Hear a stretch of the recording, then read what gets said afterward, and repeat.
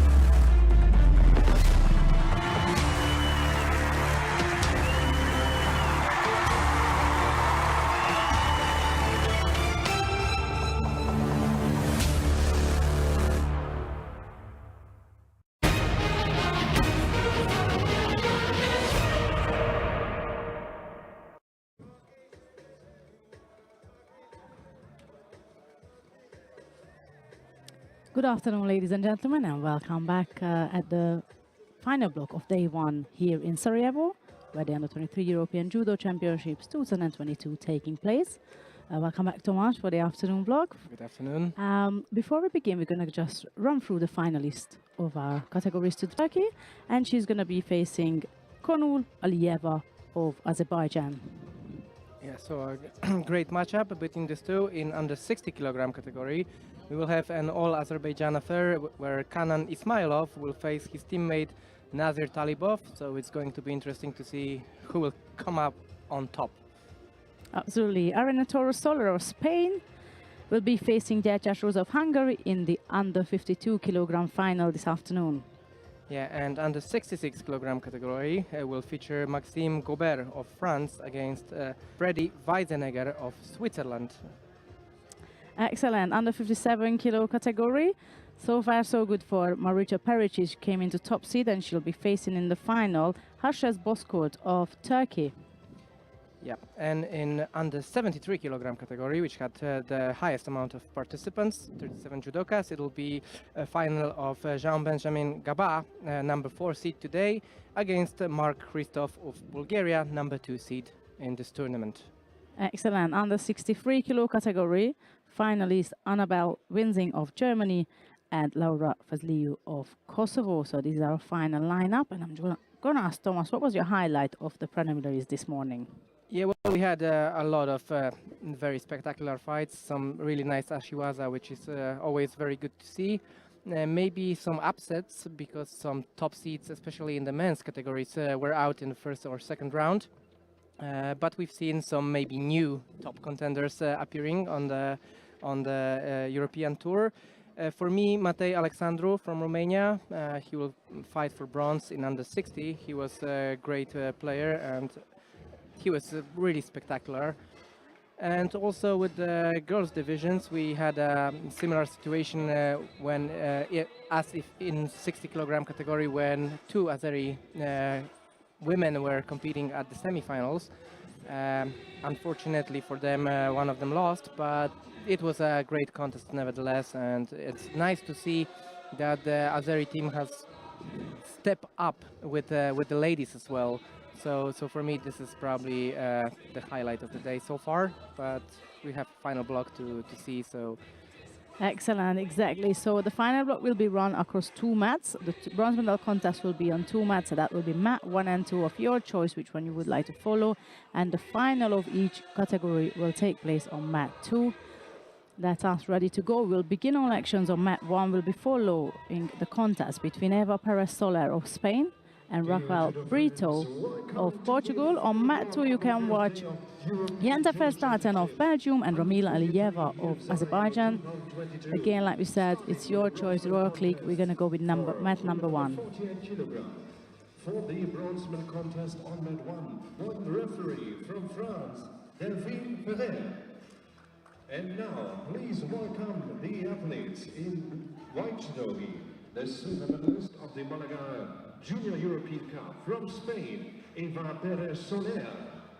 In blue judogi, the 2 times bronze medalist on this year's Junior European Tour from Portugal, Raquel Brito.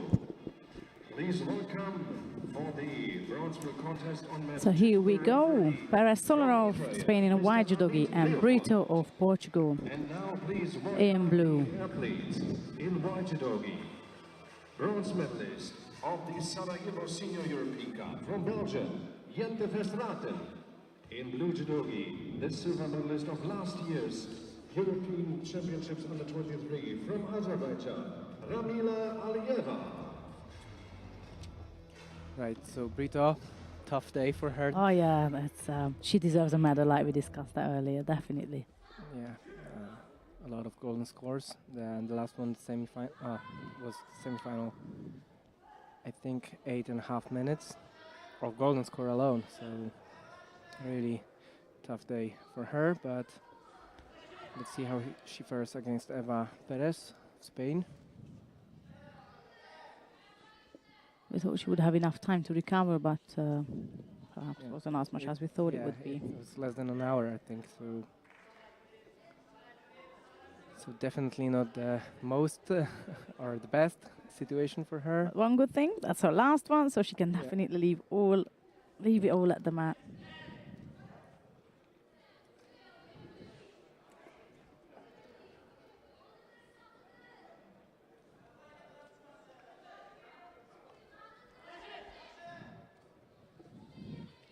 Single, like both players penalized with a Judo early on, just to encourage them to be a little more active, attacking Judo.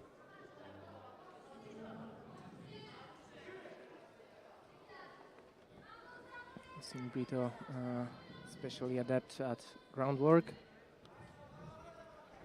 A lot of nice stuff from her today.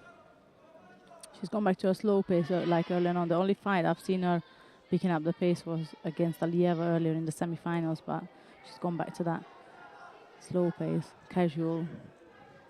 Yeah, I With think Brito that she we seen braces earlier. herself for another golden Can't blame score, her. right? Yeah. If you take into consideration how long she was on the mat already. Yeah, but it takes a lot to get back on the mat again and again after such a strenuous fight. And especially when you lose. You know, you've put in everything you had, you lost in after like 8 minutes of golden score, and to pick yourself up again and go again, it takes a lot. Yeah, Perez Soler is doing most of the work here. She does show that to be more active, if anything. Brito picks up a second penalty, and needs to be aware of that. There's only one more shot left for her to go through an error.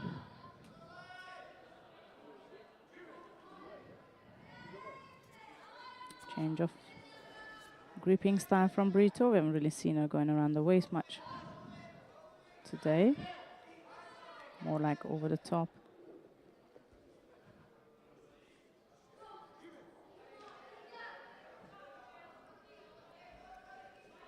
Sumigaeshi, not far off. Not. No.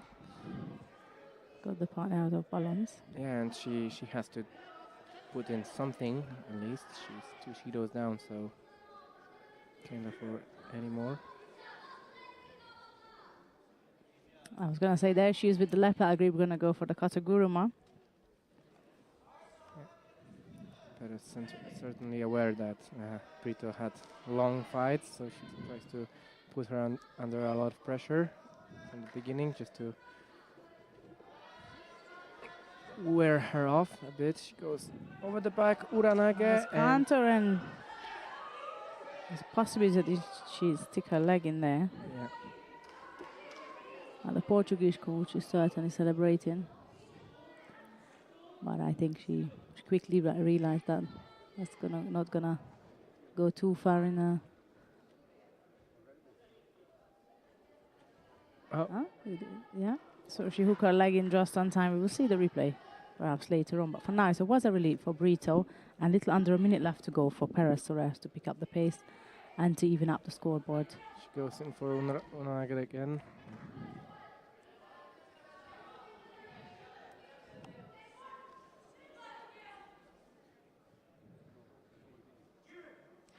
And just as much time for Brito to pick up a last and final penalty. And we've seen it today when I think it was Jente Verstappen. Yeah, she wraps it up. But it was Jente Verstappen earlier who lost her semi-final or quarter-final like that.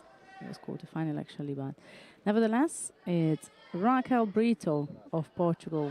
I have to say, well-deserved bronze medal. Yeah. Very well-deserved bronze medal in the under 48 kilo category. Yeah, she had to dig really deep today. Yeah.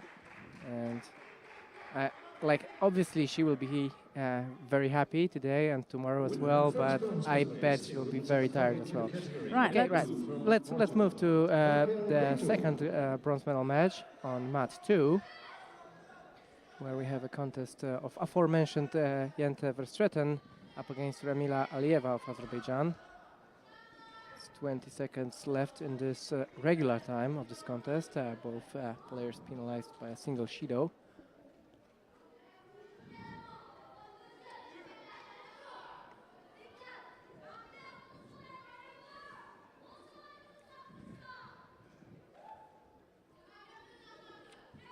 Alieva who picked up second Shido.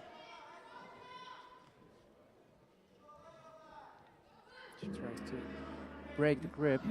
Yeah, with two hands. Yeah, so she has to be careful. Very.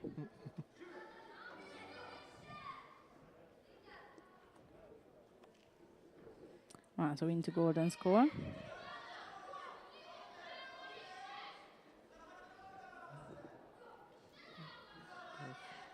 Focusing mostly on the sleeve.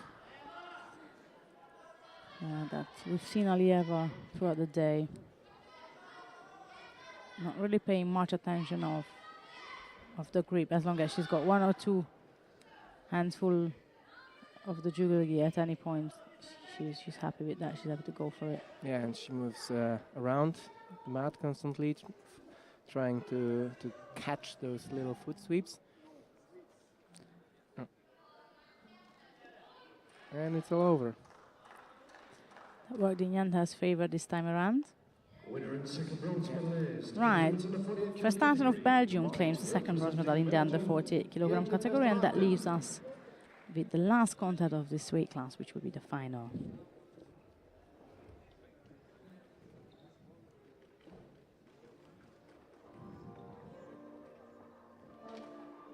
Yeah, and it will be Sila Ersin of Turkey against Konul Alieva of Azerbaijan this week. Are getting prepared for the first final of this European Judo Championships under 23.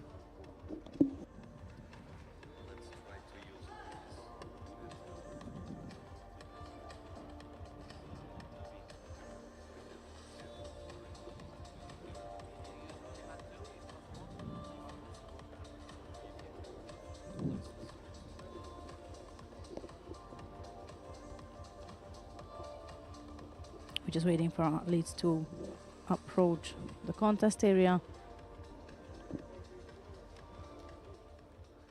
There we are at the end of the tunnel there, the entrance towards the field of play. Yeah, it's See Ersin getting ready. yeah, and Ersin, it's her second major tournament final.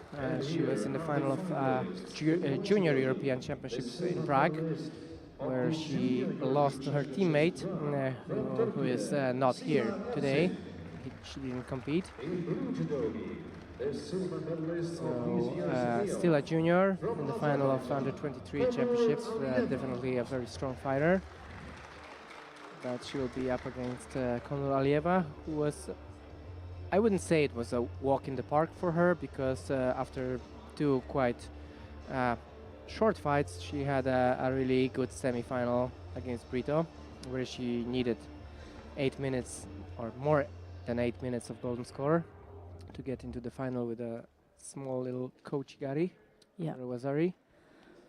So here we go, then Erzin in a white judogi and Alieva in blue. Yeah, but we'll Final of the under 48 kilo category. Let's see what they got left in there for the day.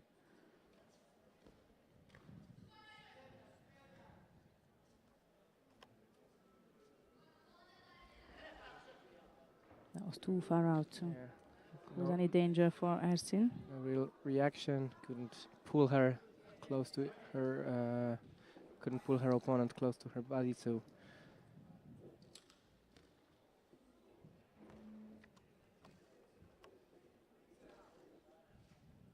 we've seen Erzin attacking left and right throughout the day. That was one of her strengths as opposed to her opponent. She's able to. She's quite flexible on directions, grips, and she's able to literally go for any attack left and right. So she's quite flexible with the exchanges of the kumikata in that respect.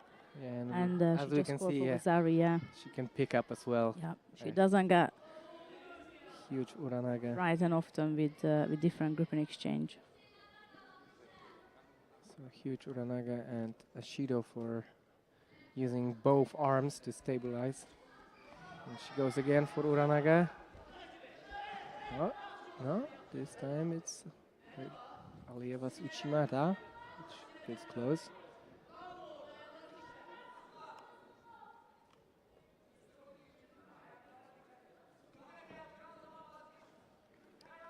Into the second minute of this final contest.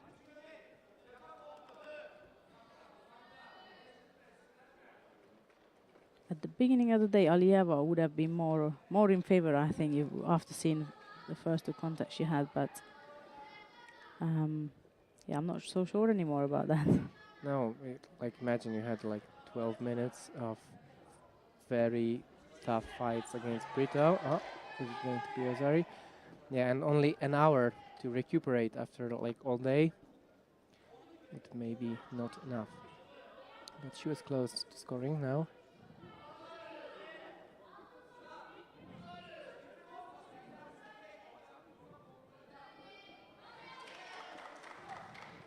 Yeah, it is a Wazari, so it's all square, apart from that single Shido Alieva got while defending from the Uranaga. Right, halfway through now. Vasari a piece, a penalty for Alieva. And Erzin just put in a poor effort there. She does look a bit stumbled by the Vasari. Took back her pace slightly.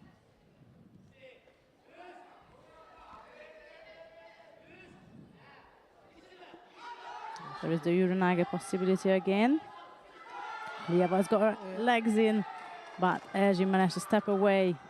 And she's certain Escape it was a and score. Stun her opponent.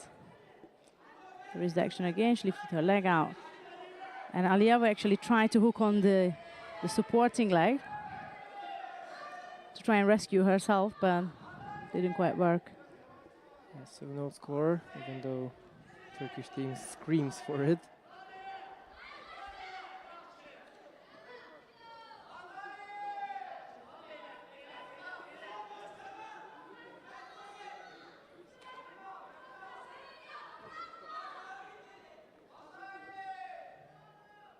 Yeah, so a closer look if it was a score.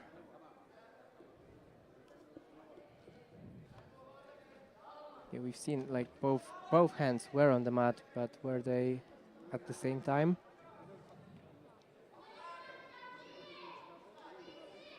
That's the decision. Yeah, so we're just waiting for the referees to review the action that just happened with the Uranaga and make a decision based upon the observation. And the decision is that no score. So we're going to continue this final contest, and we got a little over a minute left to go. Vasari piece still. Erzin picked up the pace again and continues to be her little pocket rocket like she was all day. Here comes the Ura again. Again.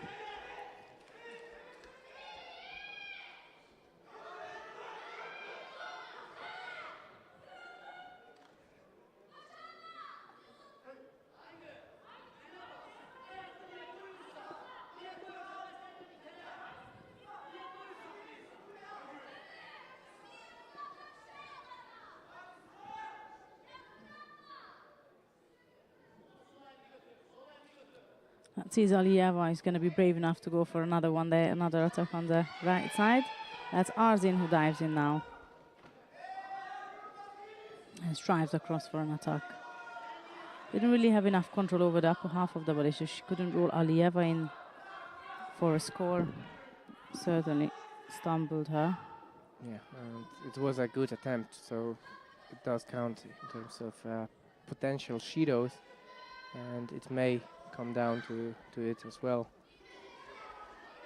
And especially if Alieva gets the second one, then she'll have to open up.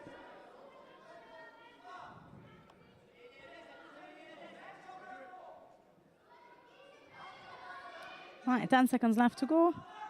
And unless we get another score, we're going to go into golden score.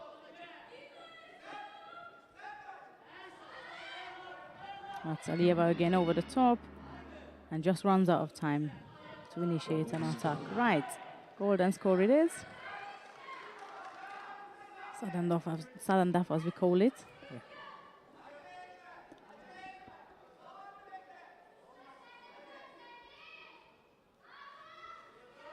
That's Alieva again, setting up for a favorable grip. Ergin takes the lead in terms of the attack, and Alieva trying to counter-attack her opponent. No score.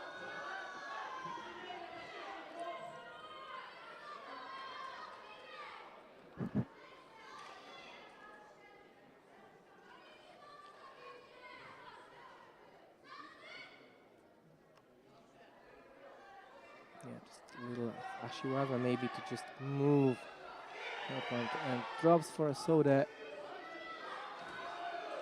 It's a lot of effort Yeah. from Ergin and not as much from Alieva, so potential penalty growing on Yeah. her side very soon. She gets it. There you go. So she's 2 Shidos down. She's going to have to come forward, or else she's going to pick up the last and final penalty. It'll be a pity to lose it that way. There she's coming forward now with the attacks.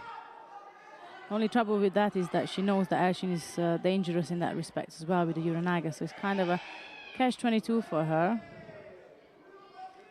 But this is certainly not helping her. No, it isn't. Maybe some switch of direction, try to do something differently, because every time she steps into this Uchimata, it's Ergin who tries to pick up. Or just simply destroys the attack. Or just pushes her to the ground. So maybe trying going back. Oh, she gets a Shido for stepping out. That's what the referee indicated. Now he cancels it and gives it the other way. So it's Ergin who picks up a penalty for stepping outside of the contest area. Right, into the second minute of this golden score now. Still a Vasarelo piece. 2-1 on penalties, and Alieva has no chance to sit back at all. Goes for the Soda Kochi. again. There was a massive chance there for a Kochi there as she rotated over.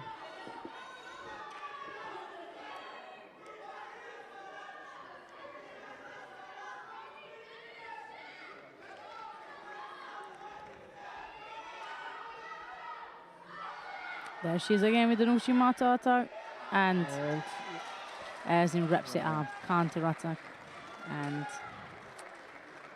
yeah, and she wins. job done and dusted.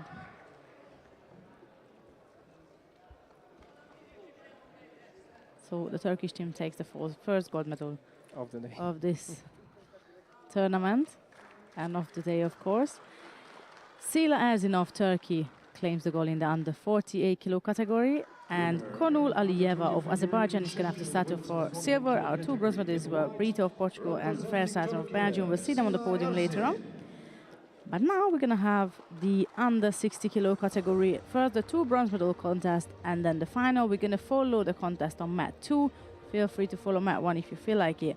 We're staying on mat 2, and who is coming up, Tomasz? So on mat 2, we'll have Ariel Schulman of Israel, Riga European Cup winner from this year, and he'll be up against Alexandru Matei of Romania, of whom I have spoken so fondly, junior European Championship medalist, former AOF and Cadet European Championship as well. He was really good today, really good. He won with the #1 seed Bernabeu Rico in his second round. He's shown some really good judo, and we'll be happy to follow this contest. Meanwhile, down on mat 1, we'll have Emil Jaring of the Netherlands, Dubrovnik European Cup winner, and up against Denis Tupitsky of the Ukraine, Riga European Cup runner-up. So if you want to watch Jaring against Tupitsky, it's down on mat 1, and we will watch Ariel Schulman of Israel against Alexandru Matei of Romania. So that's our final book lineup in the under 60 kilo category. Bronze contest in men's under 60 kilogram category. We did say earlier when we watched the semi-finals that we believe Talibov just seems to be in a better form, but when it comes to your own teammate, things can turn into a different direction. So it'll be interesting to see this final as well.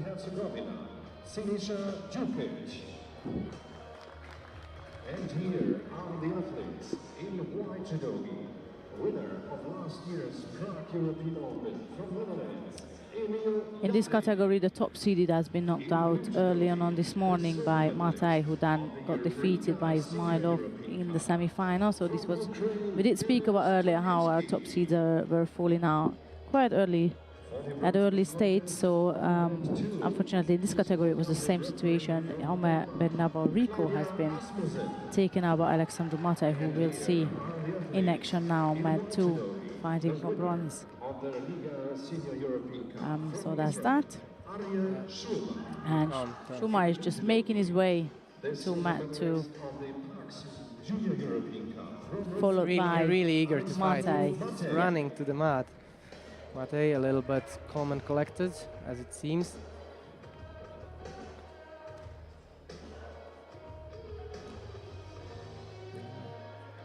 Every player having his own ritual, kind of. How to go to the mat, and usually also how to step on the mat.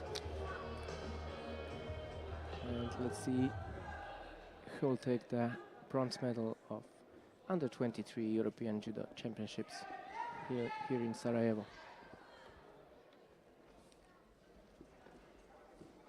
Right, so here we go.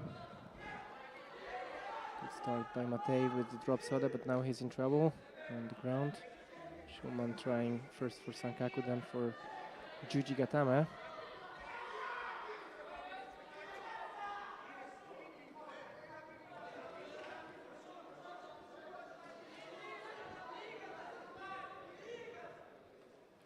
Matei has been in incredible form all the way until, well, even in the semi-final.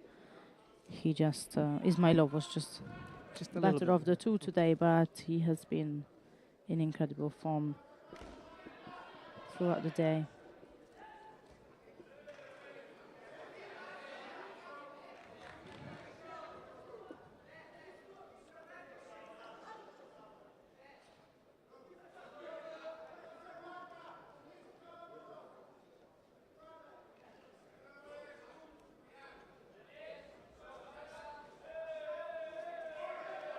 That's Matei seeking to secure the sleeve. Left arm of Schulman, who then decided to, for some odd reason, drop down for what it seems to be a Tomonaga attempt, but not the best. Not really, yeah.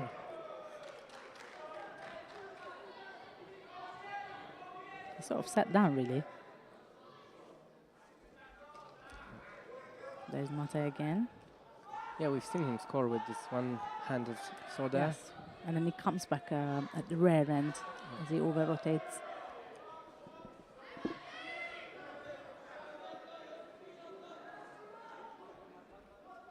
Again, the sleeve, he's setting it up. Oh, that was a nice combination. Okay, it's Schulman. Morotano, Chigari. Yeah, the Sochi, if he just managed to get the leg, it would probably be close to scoring. With the arm as well, just to do a bit more work.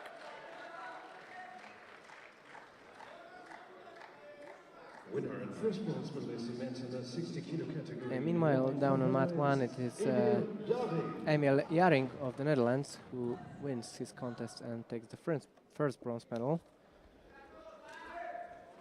And here, Matej putting Schumann under a lot of pressure with his nice grip work.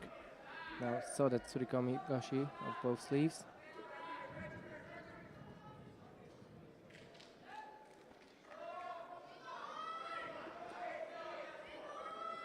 And we're halfway through now. Mata has been the more active of the two, definitely.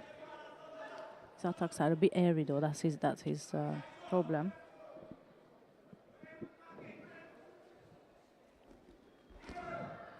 Slightly better, still needs to finish it off and get the upper half a bit more control perhaps. A little readjustment, Yeah. but it's getting closer and closer.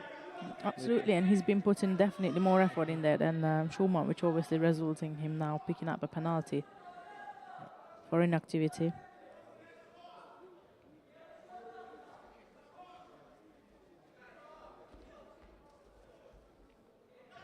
Another effort from Schumann on that Tomoenaga. Move straight into Juji.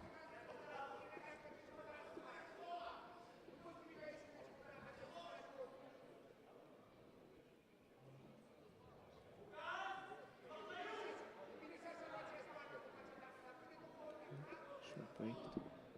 Tidy up the gi. And they're back at it.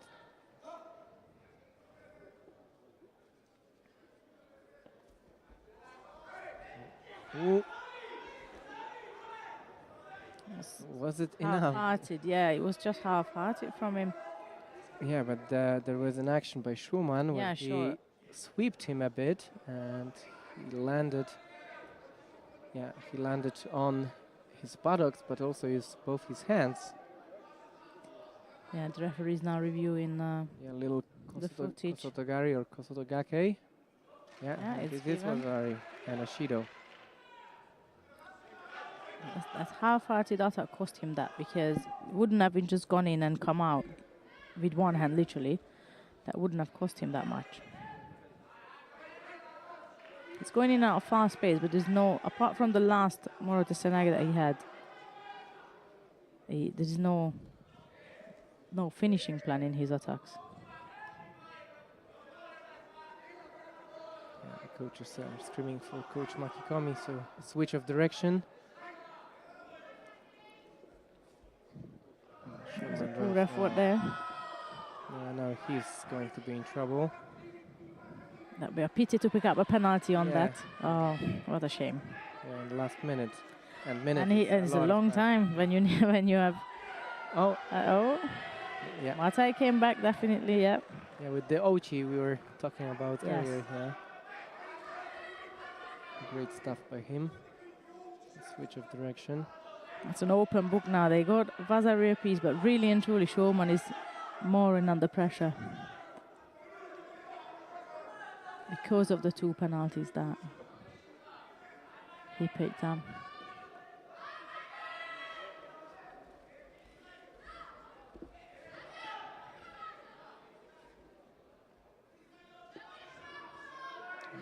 Another area attack there.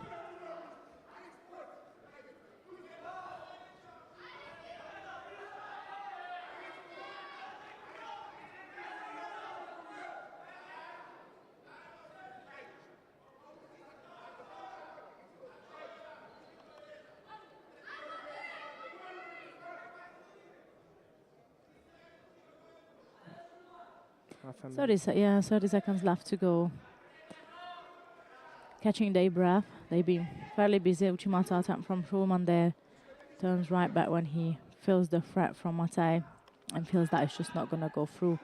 That's again an unnecessary. Yeah, it's totally unnecessary to. Probably a little too quick for the Juji as well. So he risks being penalized. He risks a lot. Romanian team on the screen for a sec. Okay, Sulka who will have his shot at bronze medal as well. All right, last 10 seconds, and unless something happens here in terms of score or a possible penalty, we are moving into golden score. go and score.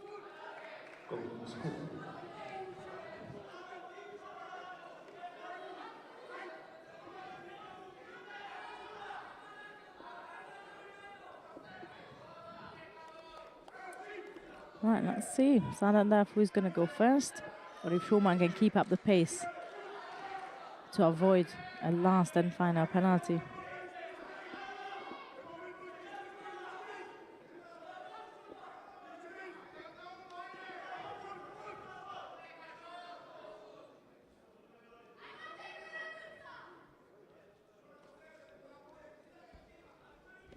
Auchi, this time he reversed his combination, and Auchi Morota combination instead of. Oh, he managed to get Matai down.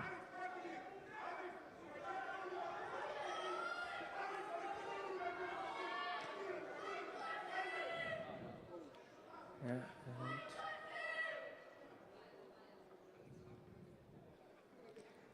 Visary coach has been given a warning. Yeah. Just calm down a bit. Right.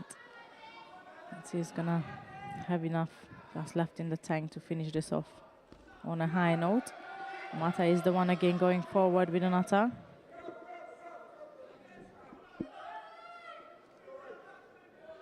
Can see they both exhausted, especially Mata, I would say. Yeah, Perhaps slightly more out of breath. Yeah, but he's doing all the work, yeah, so he does. that's for obvious reasons, exactly. Way more. And he was trailing for Wazari for a second, so we have to. Yeah. Will it stay like this? Mata rolls Schulman in. That might just need a second look. We'll have a replay as well, hopefully.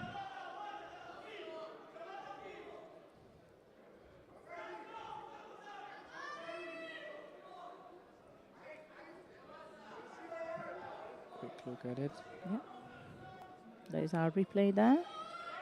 So Mata halfway through he did realize, halfway did realize I've got a chance here. I think it's a good call to leave it to Wazari.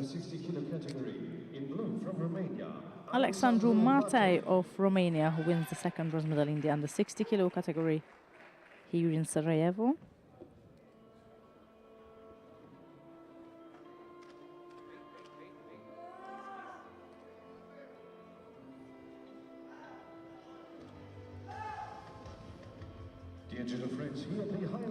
And that leaves us with the last contest of the under 60 kilo category coming up next, and we'll see an all-other final with Kanan Ismailov, who fought his way through to the final on the top half of the draw, and on the bottom half of the draw is Nazir Talibov is going to meet, and we did speak about it a lot. We think Talibov was certainly in a better form overall, but when it's your own teammate, you just never know. Yeah, and both of them won all of their previous contests by Ippon, so it's difficult to say who is like in a better shape. For me, like, because we were watching them like back to back every time they were like next or in two fights distance. So for me, Talibov was a little bit more convincing, but as you said, when you're facing your teammate, they obviously know a lot about each other. And maybe it's also like the draw, maybe the upper part was like little. And sometimes just the mental pressure to do an in-house fight, you know. It starts by who can handle it better, emotionally, mentally, let alone your skills. So we'll see which one is gonna handle this better. From Azerbaijan, Kanan Ismailov. That Ismailov making his way to the tatami. The winner of the Cluj-Napoca European Open from Azerbaijan. Right behind him it's Talibov in blue. There you see Ismailov on the image.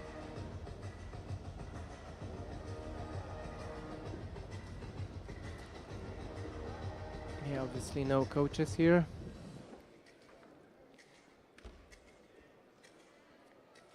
Well, the gold is guaranteed, the silver is guaranteed, so they've done their job. And it's just up to them to Exactly. So here we go, final of the under 60 kilo category. Have all Azeri affair here.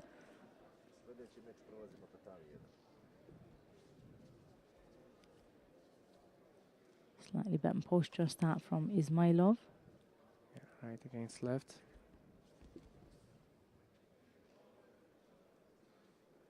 Both trying to pull the sleeve to control the upper body of his opponents. They're very cautious, as expected. And And a little encouragement from the referee. the penalty apiece. Yeah, step it up a bit. Don't hold back.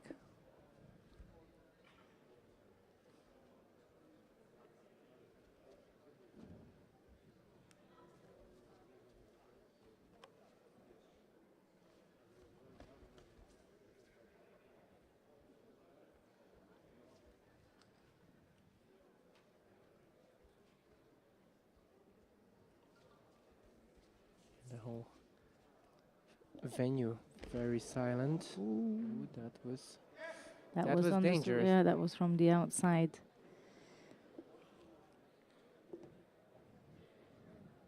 That is it's a forbidden move, basically in judo. That's why Boh was just gonna because you cannot hook on sweep the opponent leg. supporting Yes, leg. from the supporting leg. It's an automatic hansokomake, and But it was whether it's by whether it's by, and it's most of the time happens by a reaction. It doesn't happen deliberately, but rather of an action.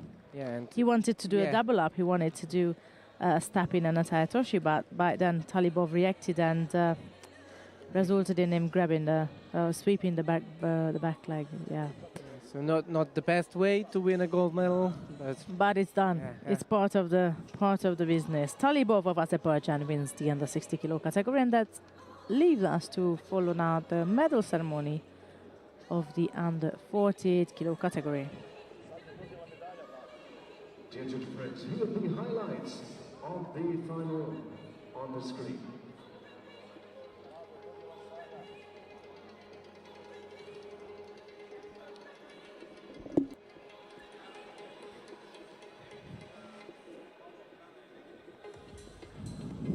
Started up with 18 judoka this morning in the under 48 kilo category, and our top 4 medalists gonna come up to the podium in any second as we proceed with the medal ceremony.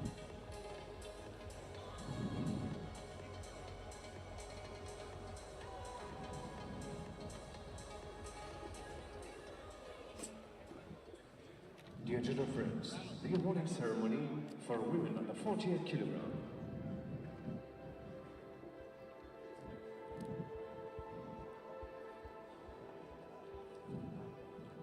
Medals will be presented by the Senior Vice President of the European Judo Union, Mr. Otto Knatinger. Bronze medalists are for Belgium. So here we are, under 48 kilo bronze medalists are Jente Verstraeten of Belgium and Raquel Brito of Portugal.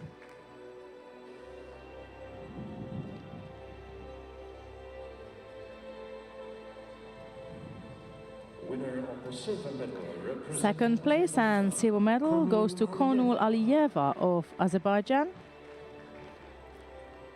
And winner of the gold medal. And a winner and gold medalist of the under 48 kilo category here in Sarajevo, Sila Ersen of Turkey.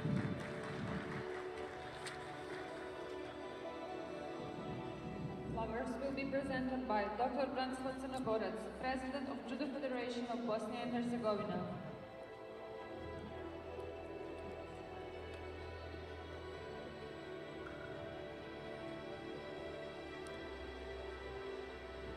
Flowers are presented by the president of Bosnian Judo Federation, Bosnia and Herzegovina, and that's Mr. Crnogorac, who is presenting the flowers to all medal winners.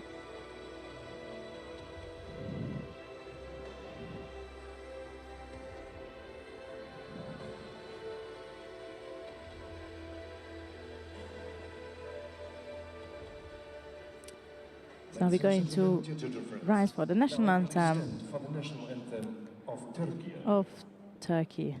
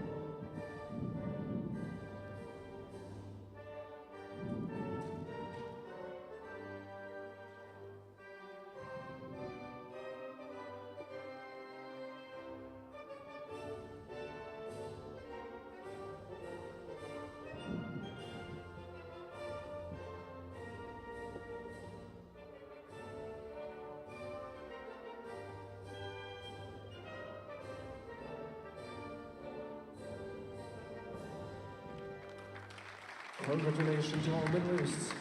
We now invite our VIPs to come together for the family picture.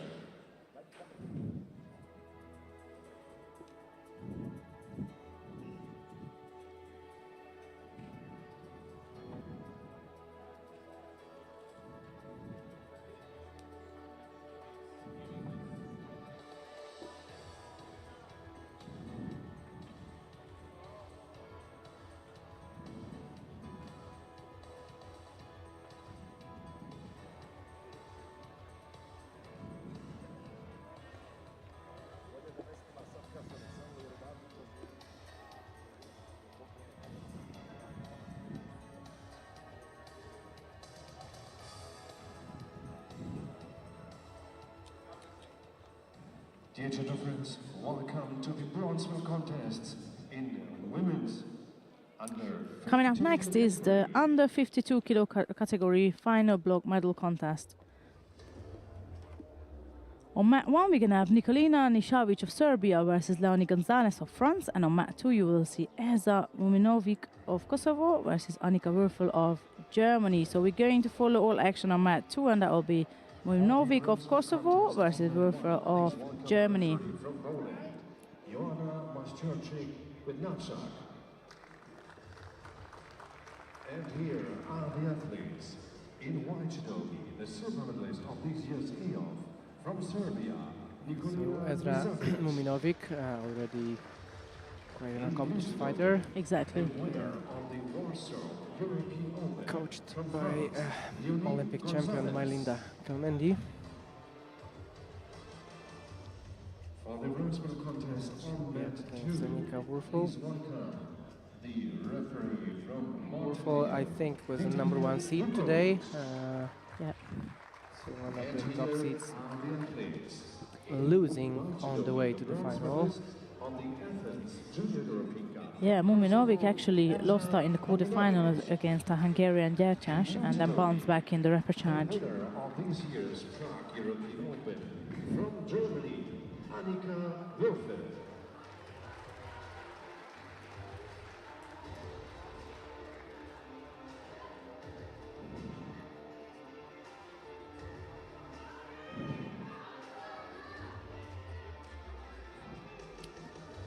Going on mat 2, if you want to follow mat 1, no problem, click on mat 1. We're going to follow the action between Muminovic of Kosovo and Würfel of Germany. That's mat 2. Here we are in white judogi representing Kosovo. It's Muminov and Würfel in blue for Germany. That's on mat 2. That's what we'd like to follow. But we have mat 1 here anyhow. It's Nisavic of Serbia in white and Gonzalez of France in blue. And they are to the right start. Nisavic with a Uchimata nearly gets countered. And Gonzalez straight into Juji, but they are out of contest area, both of them. Just too close to the advertising for the referee Maciosczyk's liking.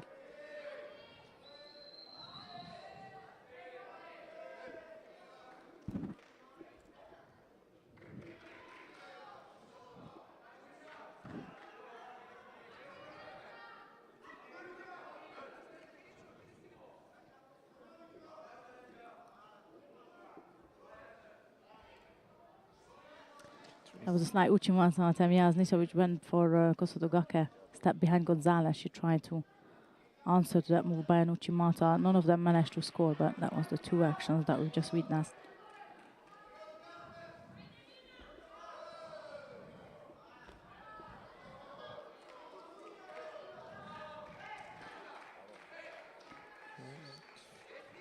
Comes for the Juji, but couldn't keep hold of the arm.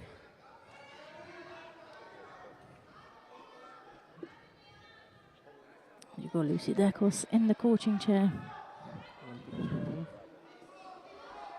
We got a few of them here.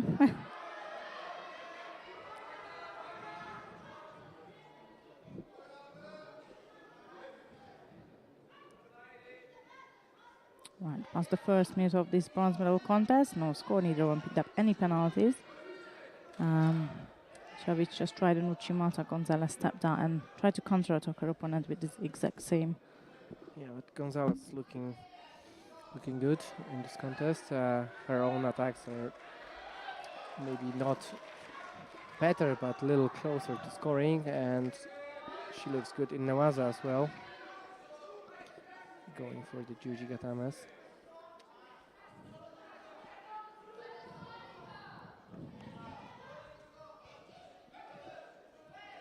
Yeah, and That's a Wazari for Gonzalez. Countered Nishavic.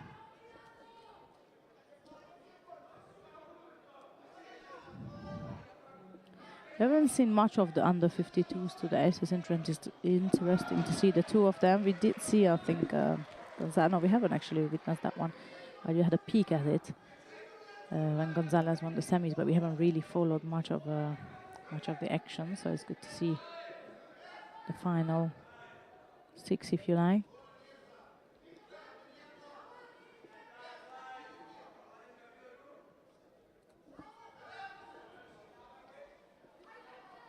they're still checking whether the score was correct.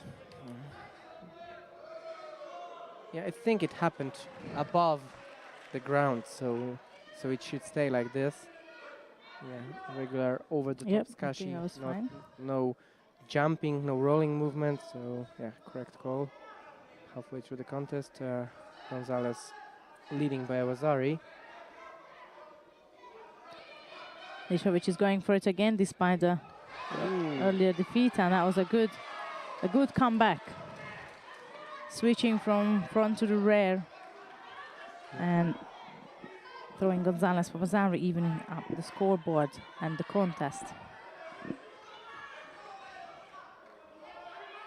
She steps out. Yeah, she.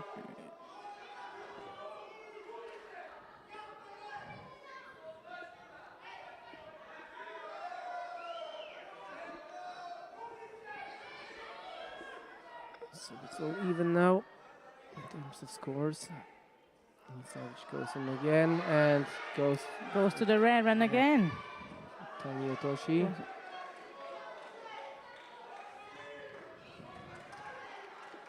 Yeah, and we'll have a closer look on that.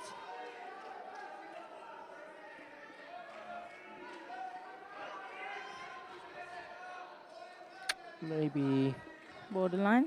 Yeah, I think like she was a bit on her side, but moving. Momentarily, I agree. Yeah, momentarily she touched down. I agree with you, and then she turned up. By the time she actually landed completely, her shoulder was turned up. But like you said, momentarily she was on her side. So we're just waiting. Right, no score. We continue. A minute, 20 seconds left, and got an even score, but with the Awazari piece. We missed that one. But I bet you it was an Uchimata.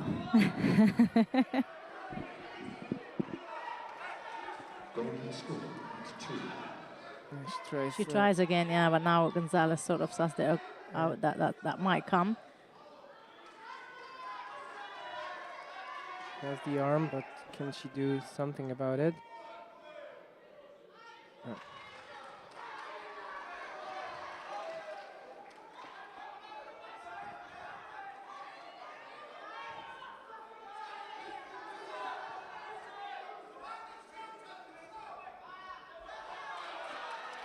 could lift up her leg slightly and pull the sleeve in, that would be quite a threat for Gonzalez there. It's Misavic picking up the pace. Going for Chimata. Almost like she had a flash of hope, Yeah. really. And now she's coming forward and started to believe in herself more.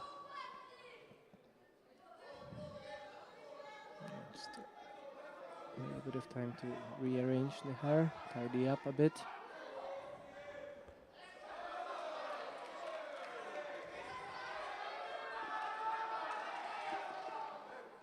Half a minute left.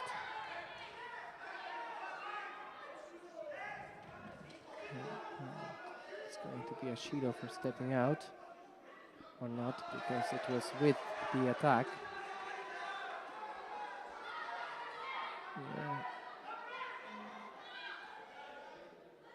And yes. And she wraps it up. Yeah. Similarly, Really, that Tanioto, she just gave her that that glimpse of hope and glimpse of and belief. belief, exactly. Yeah, So that actually I can beat her. She came close, like once she threw, then she came close and she did, let's go for it again.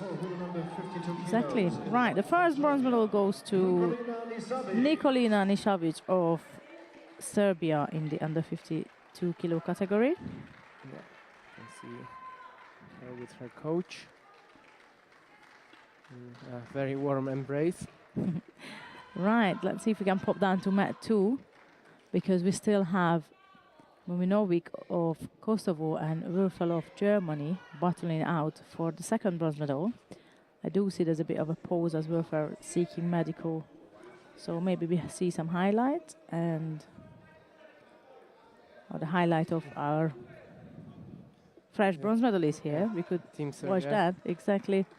And when Würfel is back on the mat, we can continue with our action.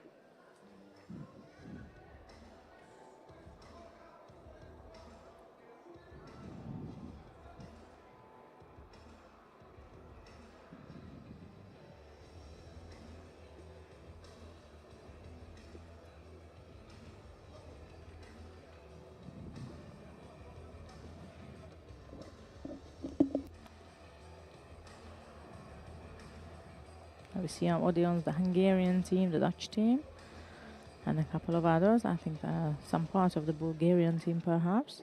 We're just waiting for Würfel to get back on the mat. And then we can continue with the second bronze medal contest.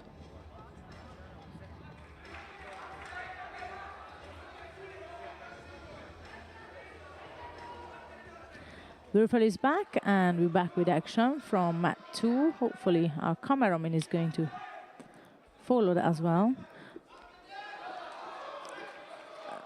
At the moment, Muminovic has got 2 penalties and Würfel's got none. Now I can see the actions, but I would like to ask our colleague to actually switch on mat 2, please. Thank you.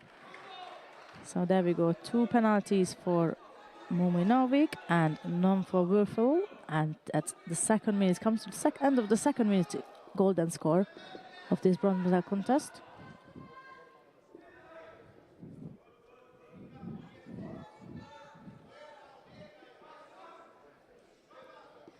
Obviously, we are expecting to see Muminovic coming forward, given that she's got 2 penalties already.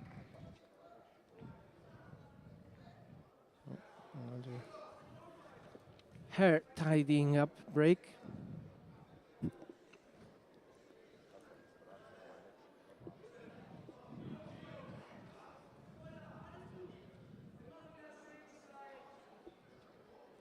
Muminovic even using this break to retie the belt a little bit tighter so that it doesn't come in the way, doesn't give any opportunity to her opponent for more breaks.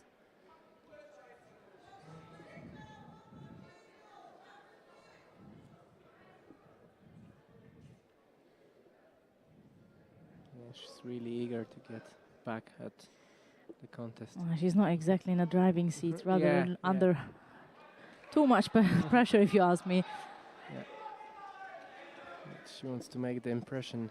She will be constantly moving forwards and forwards. Mind game, isn't it?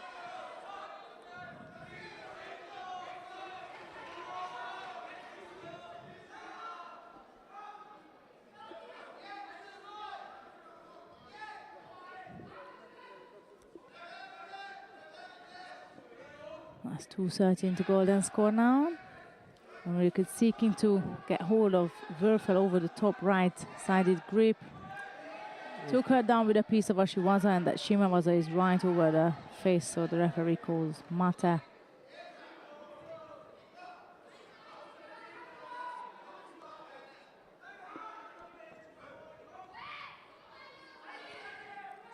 We obviously haven't seen the beginning of this contest, or the majority of it.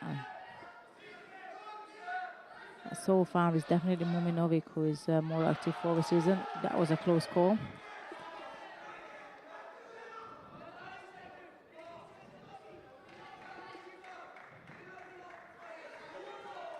Yes, Yoko Tomoe by Werfel. Really close. Very close call, I think, as well. But again, a German fighter is attacking, and that's going to put Muminovic in a very difficult position.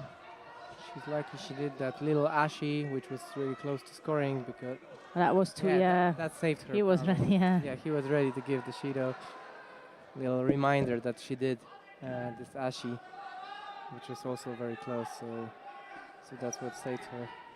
She's going to have to come forward and... Yeah, and it's all over. Annika Werfel of Germany takes down Eza Muminovic of Kosovo for the bronze, for the second bronze in the under 52 kilo category. So that's a bronze for Germany. Yeah, that's Annika Werfel. Top seed this morning, we mentioned that earlier. Second bronze medal for women under 52 kilo in blue judogi from Germany, Annika Werfel. She was close with Yoko Tomoe, just a couple, maybe not seconds, but 20 seconds before. Yeah. Readjusted a bit, and she gets the score. Yes. Right, next contest will be the final of the under 52 kilo category, where we'll see Ariane Toro Soler of Spain up against Gyertyás Rosa of Hungary. So that will be our next contest and the last one in the under 52.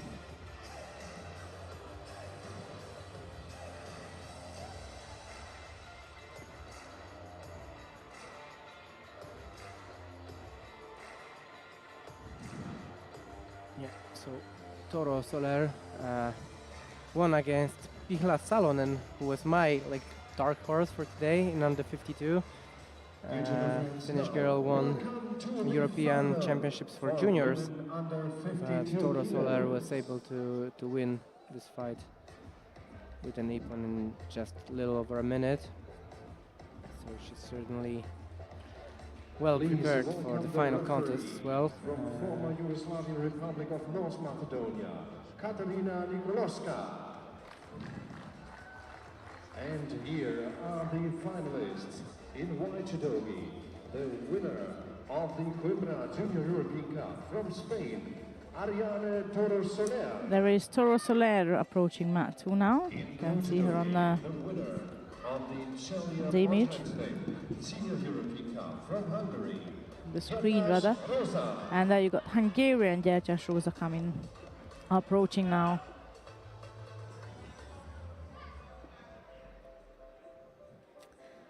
So white judogi, Toro Soler of Spain, and in blue that's Gyertyás of Hungary. They both disappointed the number 1 and number 2 seeds actually in the semis. So let's see how this turns out.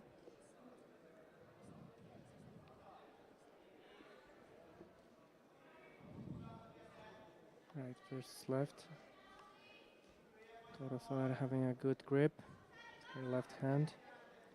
Now she decides to go off the sleeves.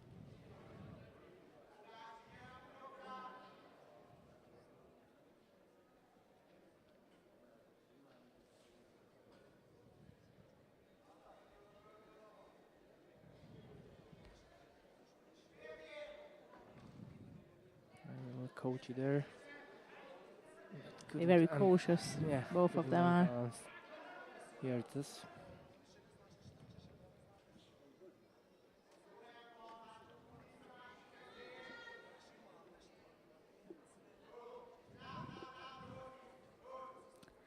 Little Ashiwaza tap with the feet from the Hungarian here and there. Just to look busy and occupied. Trying to take Tolosar out of balance as well. Yeah, Toro is in trouble here on that edge. She steps out. Yeah, it's going to be a Shido. Yep, she picks up a penalty for walking out of the contest area. Yeah, just gave her a little help though. Smart help. Yeah, smart help. Smart help that was. Yeah, because she wasn't really pushing. She just like Put in the Ashiwaza and all of a sudden, next thing you know, they're outside. So yeah. again she tries to set it up again. Yep. Oh, she's gonna have to be careful with that. Nice comeback there. Yeah. Little Uchimatas off both knees. The Hungarian continues to work in Navaza. Referee's letting it roll on, so there must be something. Yeah. A little bit She sees, happening. Yeah, she has a. She's got the. She went for a strangle, and it was across the face.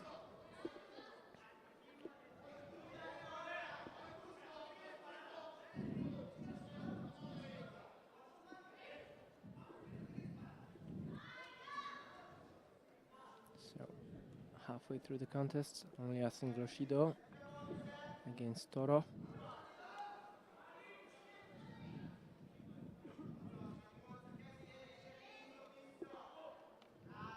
Yeah, they're both very cautious. They had a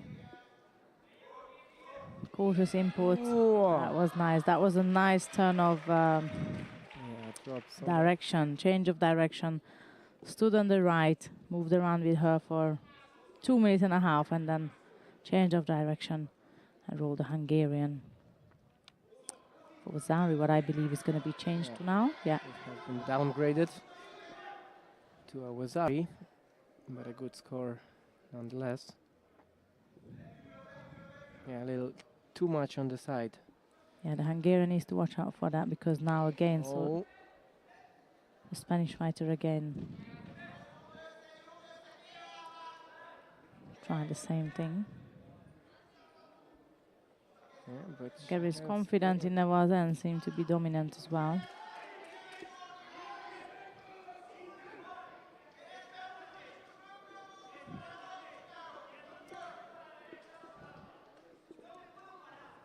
Little over a minute left to go for Derchash to even up the scoreboard, if not to take over. But the referee sent off Toro Soler for a quick medical. Examination and then maybe some patch up.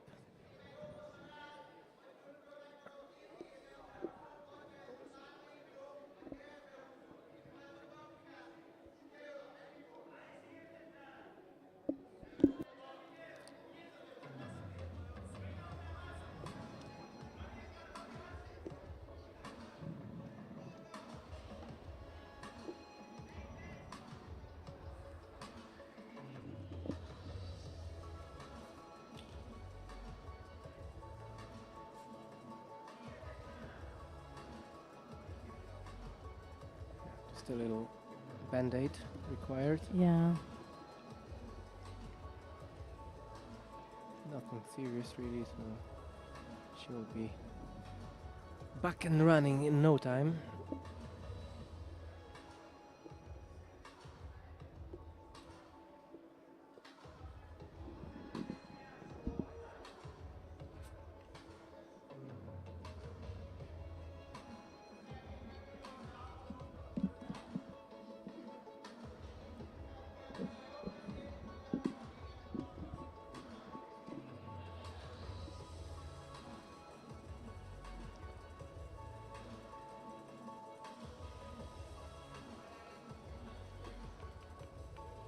Those of you who still listening and planning to join us tomorrow, just a quick information. We start at 10:30 tomorrow morning, local time again, and the final block is scheduled for 4 o'clock again tomorrow.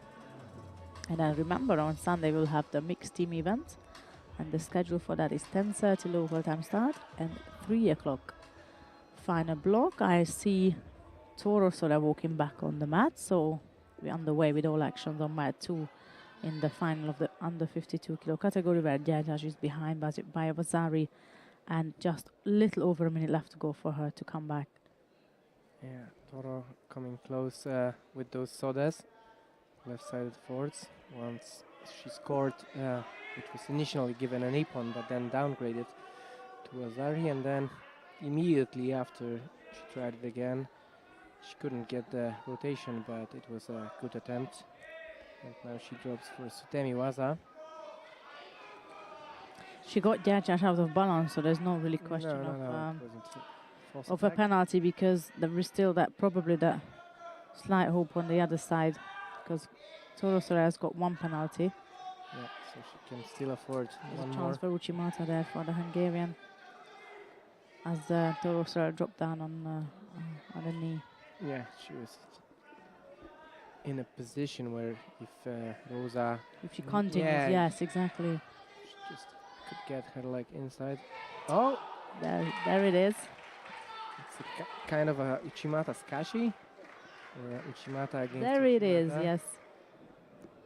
Yeah, a bit opportunistic, but very tip-on by Gyergyás. Winner and under 20. And as that, the referee announced the winner, and that's Gyergyás Rosa of Hungary. Under 52 kilo category in blue from And Hungary. Toro Sora is going to have to settle for silver medal today.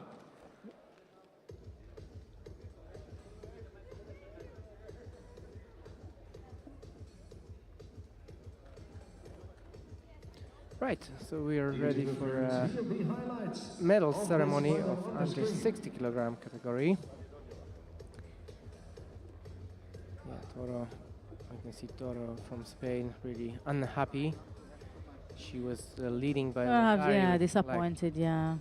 I think she'll come around. She won a silver at the end of the day, but yes, you're right. She's Yeah, in, it's in like- the lead for a long time. especially like when you Wait. think about it, like you analyze it with your coach, but you may say like, okay, it happened, but there's still a lot of emotion after that fight, and you feel you were so close, and then you just go down for a Nippon, and this is like, you know, a roller coaster of emotions. Absolutely. She thought she wins by Ippon, then it gets downgraded, then it's only 30 It's a lot going on, something exactly. seconds to go, And then you got lose, yeah. split seconds to observe it and digest this kind of stuff. So yeah, absolutely. So it'll take a little bit of processing for her, obviously. Absolutely. But yeah, silver medal at Europeans is still a great result. It is what exactly. Right, we're underway with the under 60 kilo category medalist, and Tomasz is going to take you through Vice President of European Judo Union. the ceremony. Yeah, medals will be presented by Vice President of the AGU, Foye Lindy, and it will be Emil Jaring. Emil Jaring of the Netherlands and Alexandru Matei of Romania. Matei had a really difficult contest for bronze, but great day for him. Karan Ismailov. And yeah, silver and gold will go to Azerbaijan. Silver is for Kanan Ismailov, and gold for Nazir Talibov, who is under 23 European champion for 2022. Flowers will be presented by Ms. Ariana Yaha, General Secretary of Judo Federation of Bosnia and Herzegovina. And a little unfortunate for Ismailov, he did an unintentional foot sweep, which is illegal, so the supporting leg from behind. But yeah, anyway, great performance by Team Azerbaijan in this category. All of them had like convincing wins, throwing people around for Ippons all the time. So I think rightly deserved places in the Ladies and gentlemen, final. now please stand for the national And let's anthem listen to of the Azerbaijan. national anthem of Azerbaijan.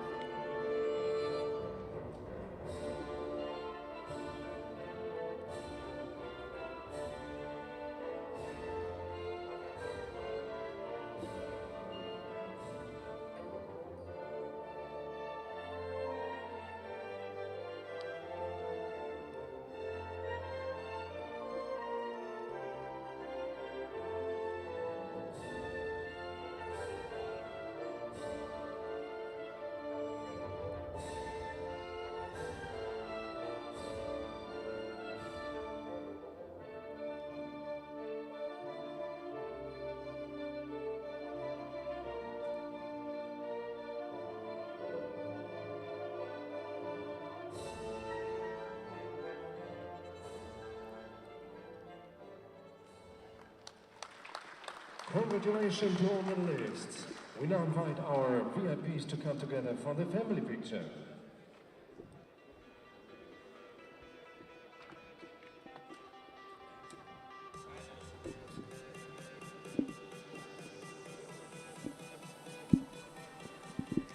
We're just having the family pictures done from the medal ceremony in the under 60 kilo category, and then we're going to be moving on to the under 66 kilo categories final block with the 2 bronze medal contest and the final.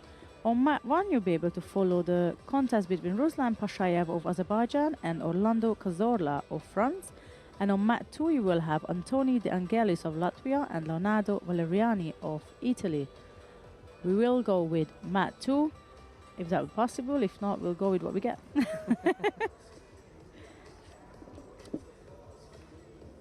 Yeah, number 1 seat in this category, Radu Izvorano of Romania, got out. So he won't be competing. He lost against Ruslan Pashayev in the rep charge. Now, the bronze medal contest in And men's under Pashayev 66 kilo against category. Cazorla. Cazorla was number 3 seed today. Grand Slam Paris medalist who already accomplished on the senior tour as well. While for me, Antoni De Angelis, quite of surprise in this category. I agree. When we were watching, like looking through the draw, we probably wouldn't imagine him competing for the medal, especially in a really tough pool D. But he got through it. He only lost a semi-final against Freddy Weitenegger of Switzerland. But yeah, great day for him. The bronze medalist of the Edizione European Open from France, Orlando De Angelis will be Cazorla. up against Valeriani of Italy, For the bronze medal contest on that who two. lost his semi-final against Maxime Gobert, but he disposed of number 1 seed Radu Izvorano of Romania. And here are the athletes. In white judogi, the winner of the Riga Senior European Cup from Latvia, Antoni De Angelis. In blue judogi, the silver medalist of the Dubrovnik Senior European Cup from Italy. All right, that's making their way to the contest area now. That's De Angelis in the white judogi, followed by Valeriani in blue.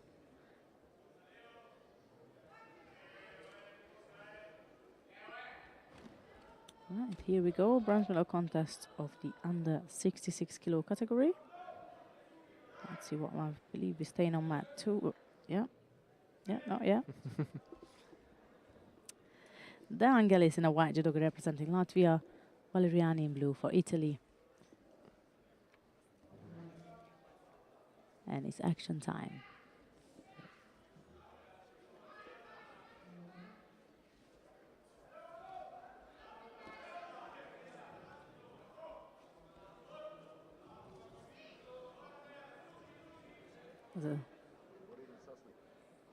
Yeah, good start by How far is he there for? Valeriani. Yeah. Little Ashiwaza, then into Tomoe. Now he tried to go into Juji. Good transition. He tries to rotate his opponent. And now a little turnover, but nothing comes out of it.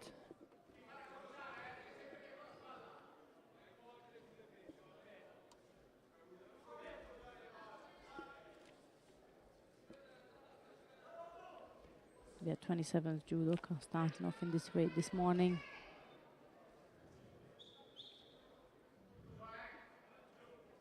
And now it'll be De Angelis' turn for something on the ground.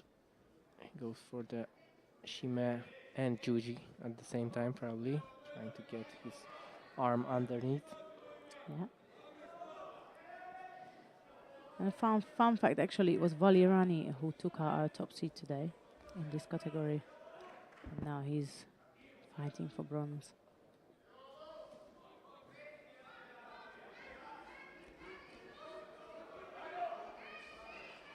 It's a bit too far out.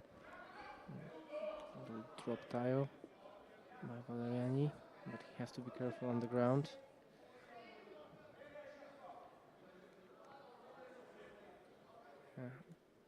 Dangelis again goes for the arm lock. Can he rotate his opponent? The arm is there, but he lacks a bit of control with the legs, I guess. Yeah, so what they called. A little over 2 minutes left to go in this bronze medal contest. Yeah, no scores, no shidos.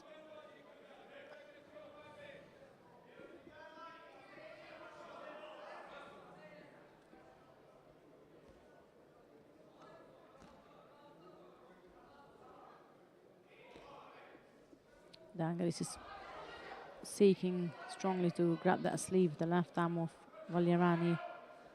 He has to get a hold of it now, but the Italian is kind of pushing back. Apart from those very far attacks, he's kind of pushing back, and yeah, there's no threat of any of his attacks that he's making so far in this contest. So it's quite flat at the moment, but we hope that it will be picked up. No real threat, but it'll have to open up probably when those shidos start flying. And if he continues like that, he'll probably will be penalized. There's no real effort on his side, just trying to get away from his opponent. That was a nice Uchi attempt there. Little drop Ochi, yeah. And he goes for Sumi, but not. Yeah, the that was best of another luck, half-hearted attack, yeah.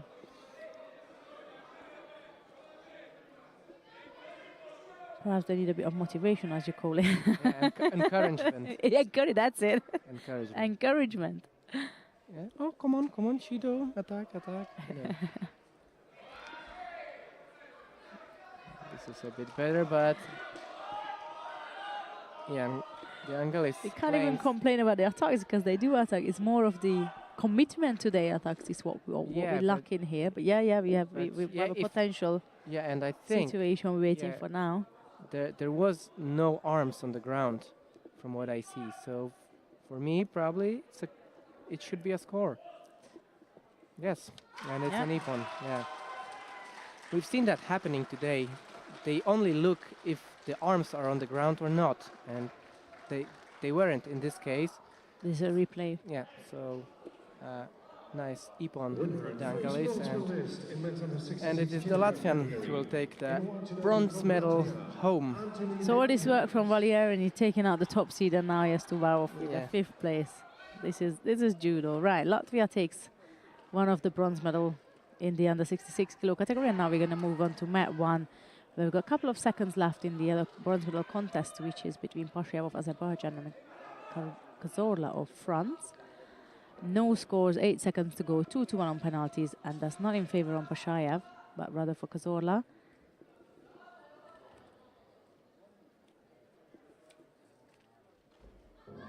He nearly steps onto this Yoko Sutemi waza.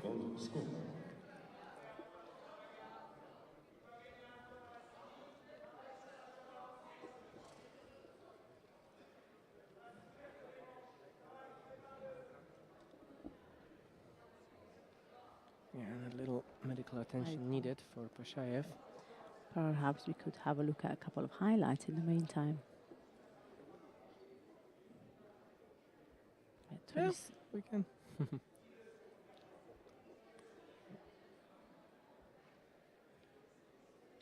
Brito against Perez. Oh, this huge Uranaga, I think. And gets countered.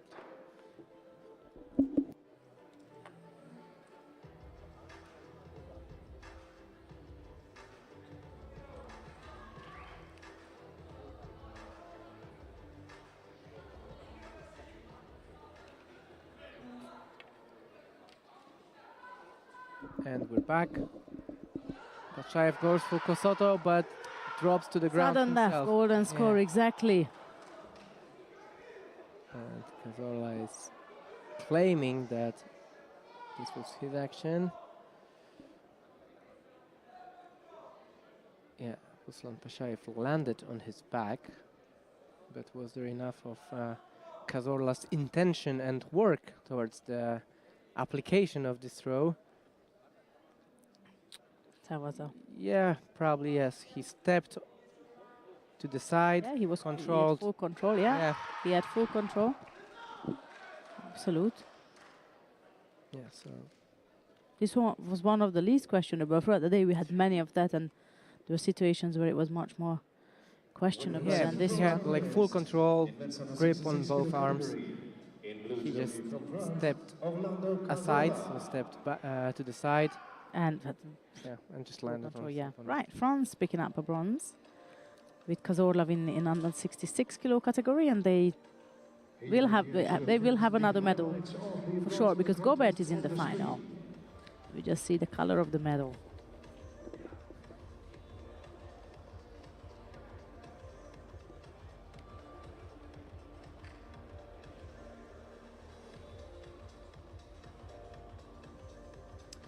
Coming up next is going to be the final of the under 66 kilo category, where we're going to see Maxime Gobert of France versus Freddy Weisenegger of Switzerland.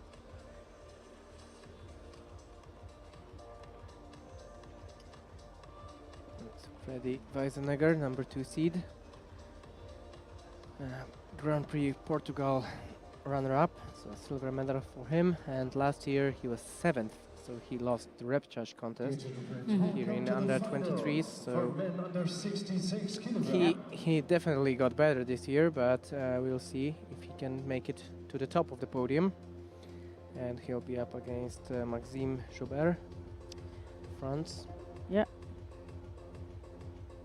I mean, in respect of the seed, which we discussed, it really depends on the category, how much weight we're going to put on that. But Freddy Weisenegger was ultimately number 2 seed, so technically is no surprise seeing him in the final.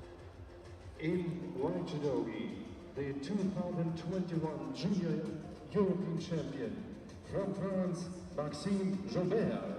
Gobert, former Junior European Champion. Yeah, it's approaching the contest area now in white. So he transitioned from juniors to senior, because in fact under 23 is a senior. It's a special division of a senior category. So the transition was good for him, from a final to a final.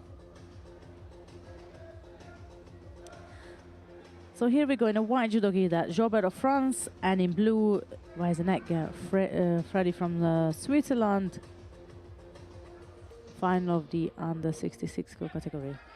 Yeah, we're underway.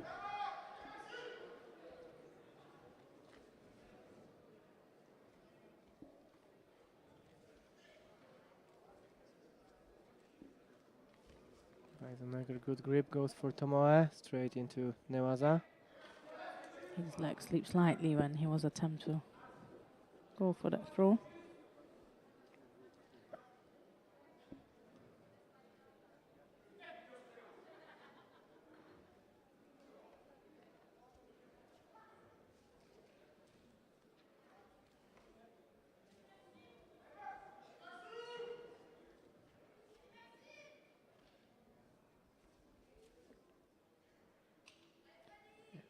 A lot of battle for the sleeve.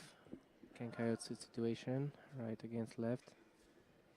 And they have to commit a bit more, trying to grab. Oh, watch nice the arm and there. straight into a good transition. He has the arm now. Lost control.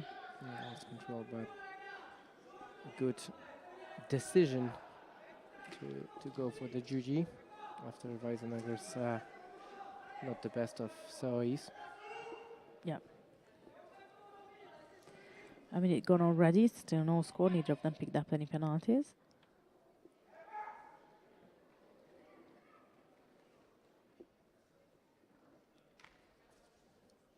And Robert was seeking to go over the top with the left hand. Settles for the lapel and trying to fight for the sleeve now. Yeah, but it's The Swiss fighter was just holding his hand, and now the opportunity opened, and he went for a change of direction towards the rear. yeah, the French On team the is right side, yes. shouting for Ippon, and I think it wasn't far from Ippon. This Sutemi Waza started off with a little hook of the leg, and then proceeded as a kind of kataguruma or kata otoshi, how we used to call it back when leg grabbing was still an option. Yeah, but a nice hook, and then, yeah, I think it may be upgraded. Yeah, to me, it would. I would have. Well, it wouldn't be a bad decision Called it, yeah. if they call it a nippon. I think it wouldn't be a mistake, but maybe a little too much of the rolling motion instead of like, you know, landing flat on the back. But a good attack. Still a was a lead for Robert, and is just a little over 2 minutes left to go.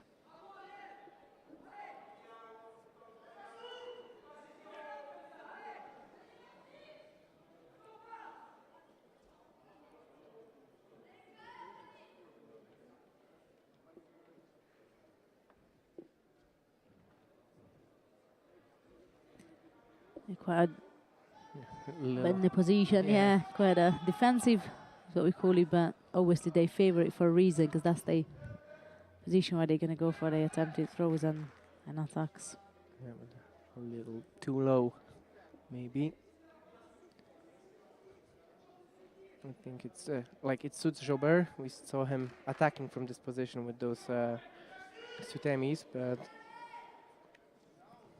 You would question if it suits the Swiss fighter, definitely, because we have seen him yes, a bit more like upright. yeah, upright, yeah, attacking from. But he can do this tomoe as well when his opponent is bending down. Right, 1:22 left. So far, Robert is comfortably sitting on that Wazari, maintaining his win, or at least for the chance for that. Yeah.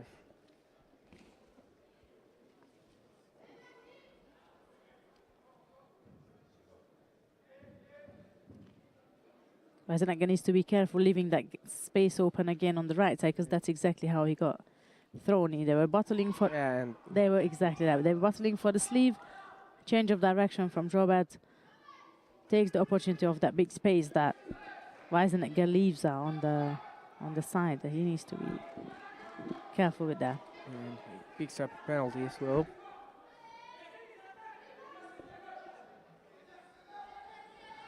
So 45 seconds left. Maxime Jobert quite comfortable in the lead so far. Yeah. No real threat from Weisenegger. And no penalties for him. So if he really wants to play that game, he's got that option as well.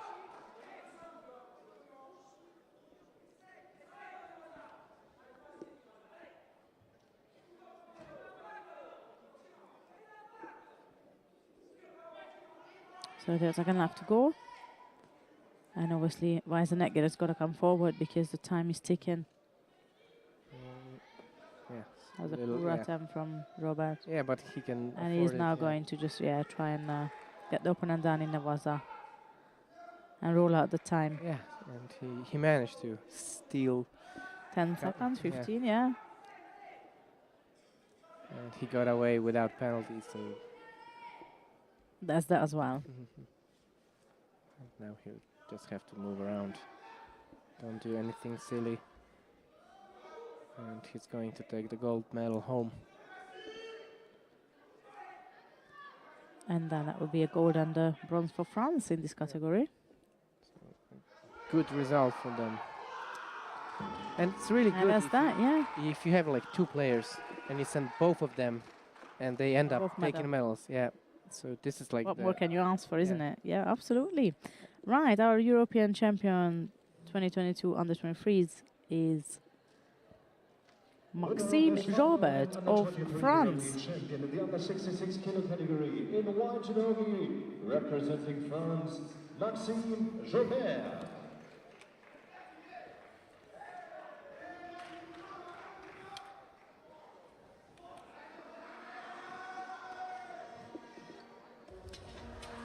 After our highlights, coming up next will be the medal ceremony of the under 52 kilogram category.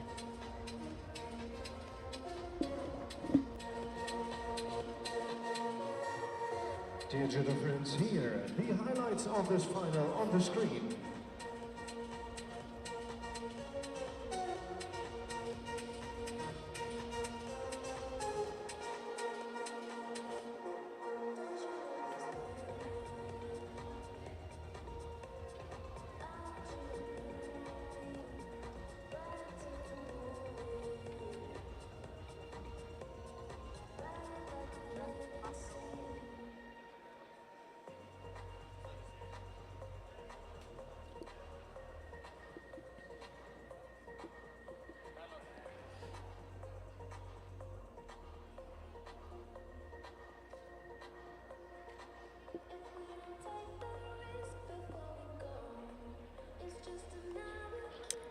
That's Jobert running off the mat, celebrating.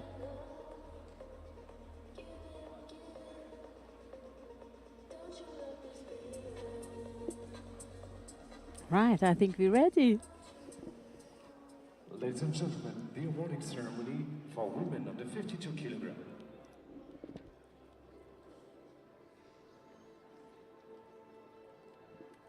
So now we proceed with the medal ceremony of the under 52 kilo category.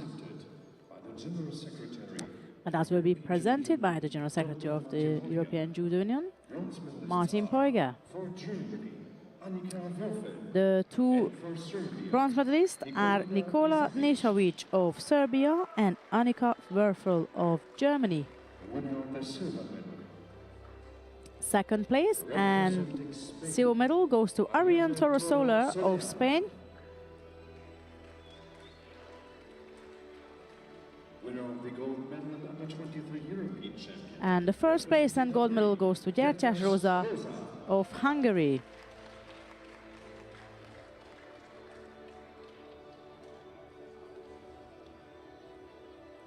Flowers will be presented by Ms. Larisa Ceric, former World Championship medalist and member of Flowers will be the board. represented by Larisa Ceric, former world medalist and quite a high level, top judoka in Bosnia and Herzegovina.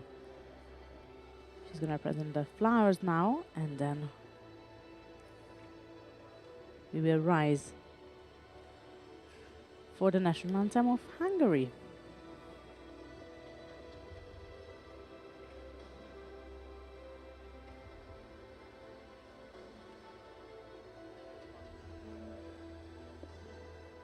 Ladies and gentlemen, now please stand for the national anthem of Hungary.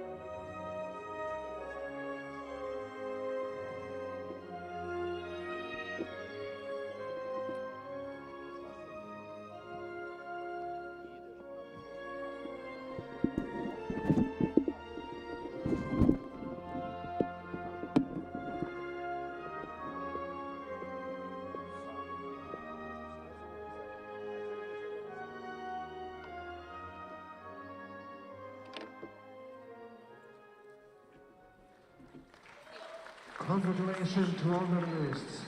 We now invite our VIPs to come together for the family picture. Yeah, some family picture still, and then we move to under 57 kilogram category.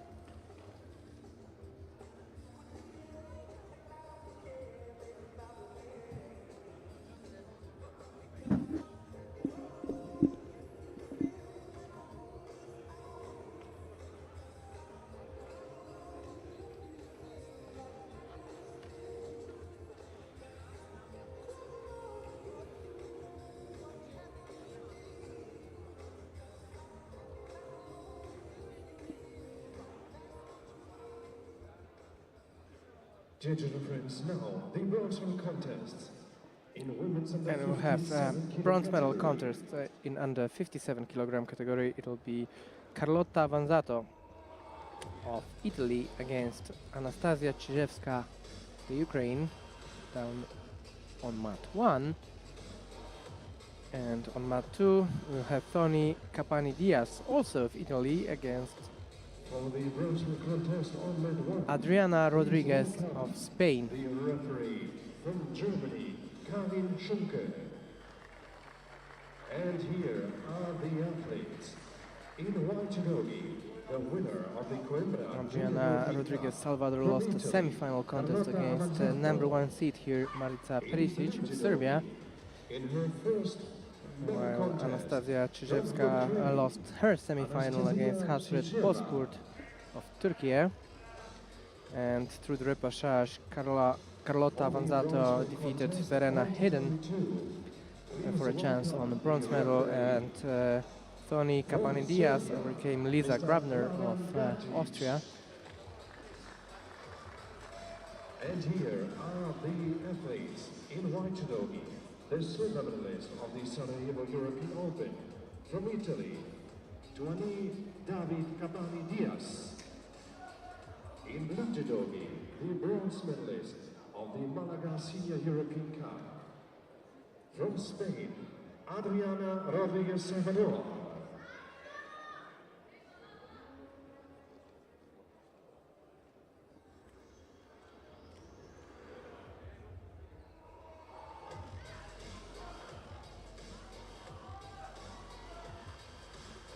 Just a quick hug before the contest. And we're ready to go.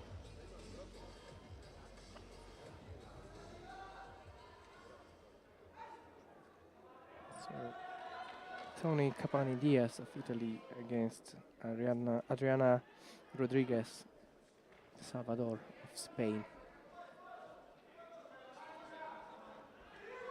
And a bright start, Osoto into Makikomi, but no score. There's some shouts for Wazari. And will it be given? Yeah, well, close. And it's a Wazari for Kapani.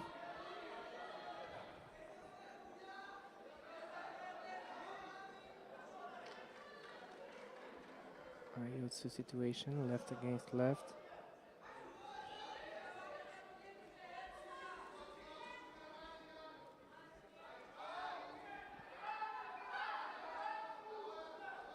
Both of them mean business. It's Kapani with a strangle. Is done. It's just on the chin. She switches to Juji, but Rodriguez is able to stand up.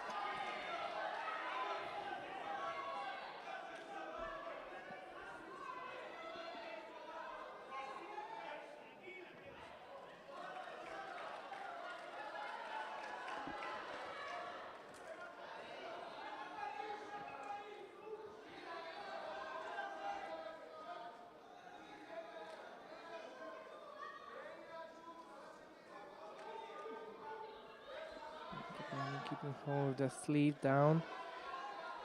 Drops for a soda.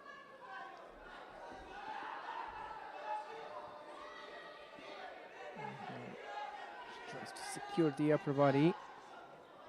And now get out the leg. But it seems Rodriguez has a good lock of it. Yeah.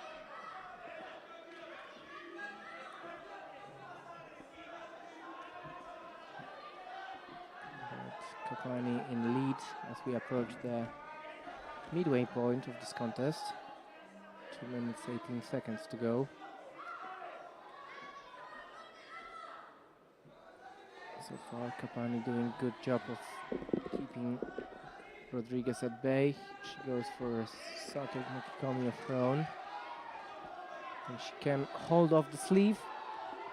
She's in control, but she has to be careful.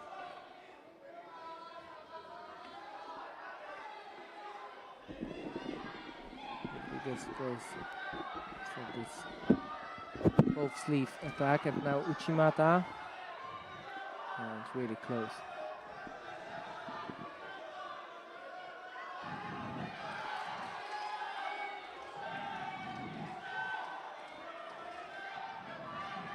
Coach is giving some instructions.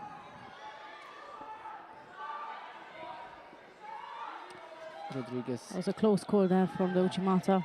Yeah, Rodriguez had to switch the gripping pattern a bit because she was struggling when Kapani got hold of her sleeve.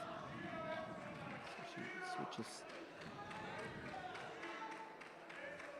Starts with the other sleeve first. Winner and first bronze medalist in the women's under Goes 57 for kilo the category. Uchimata again, switches into In blue, OG, she and will be representing again, Ukraine, really close. Anastasia Szyzewska.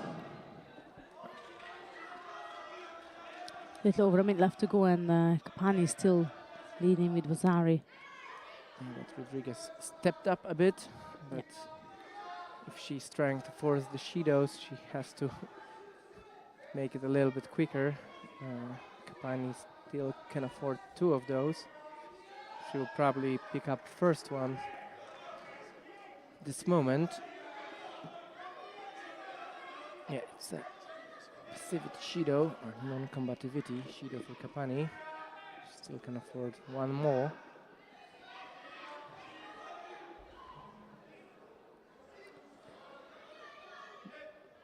Rodriguez blocked it, and that's why Kapani lost control over the upper half, but she went in. She went for an all-in. She was ready to commit herself to that attack. Under a minute left to go now.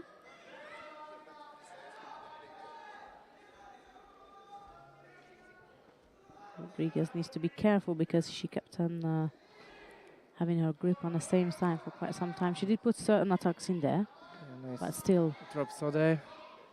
Get your opponent on the ground, just work a bit, and it's Rodriguez who goes for a Sankaku. But she probably cannot do anything from it. Just a quick glance at the clock by Kapani, 22 seconds. And we've seen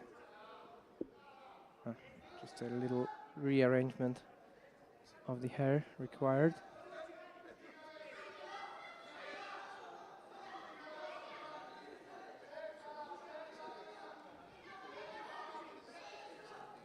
He's still seeking to go over. Wonder if the time is gonna just not be enough now, because Kapani's seek to finish everything in a ground. Keep her opponent down. Let the time pass. Last 5 seconds for Rodriguez to do something. come up with something, yeah. And that something's gonna have to at least work for Vasari. Yeah, so yeah, we've seen obviously things like that happening, but I think Kapani is in total control. Yeah, and then she's got 1 penalty, so even if she runs out of the arena and comes back, she's still she's still claims a win.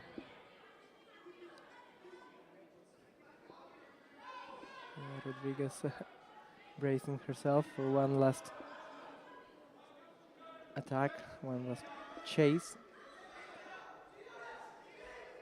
But she couldn't come up. And that's the sound for the time is up. Yeah, so Thani Kapani Diaz of Italy claims the bronze medal, and in the second bronze medal match it was Anastasia Szyzewska of the Ukraine who won her contest on the ground with an osekomi. So no double bronze for Italy.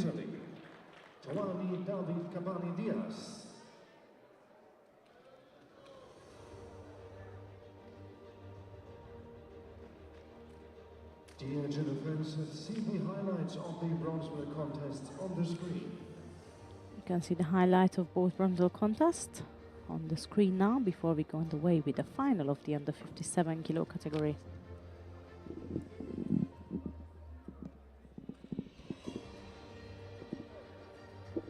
Yes.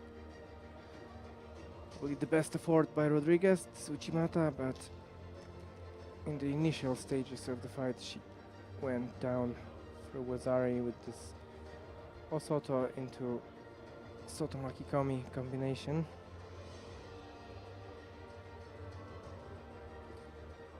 Right, it's... Yeah, that's the time for final, and that's Perisic on the screen of Serbia, who is going to be wearing a white judo in this final, and then her opponent will be Boskurt in blue. And I am personally very intruded by this final, just because Boskurt have walked through quite a few strong opponents on her way to the final, and as per Perisic, she delivered what was expected.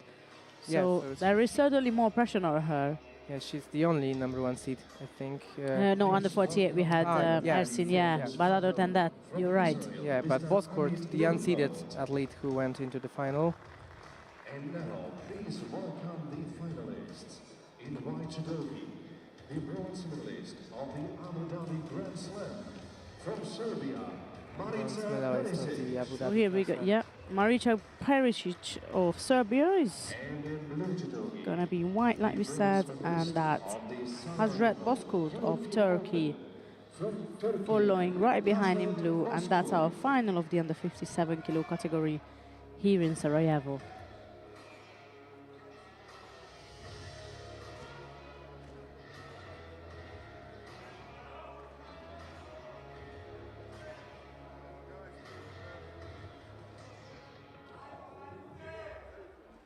So Bozkurt from Turkey, cadet European champion from a couple of years back. And her contest, she didn't just stumble through the day, she She had to throw through the day. So hence another reason I'm quite intrigued to see this final.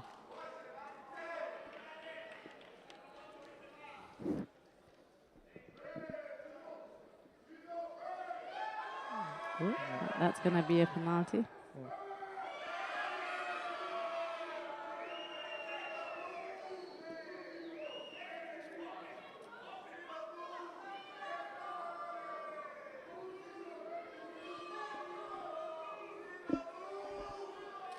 yeah, let's stay like this.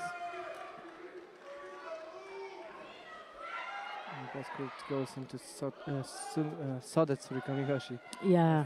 Sorry. I wanted to say something about the sleeves, I guess. Yeah, so first 30 seconds. And there is going to be There's a discussion about the Shido, yes. the Shido has been cancelled. For Perisic.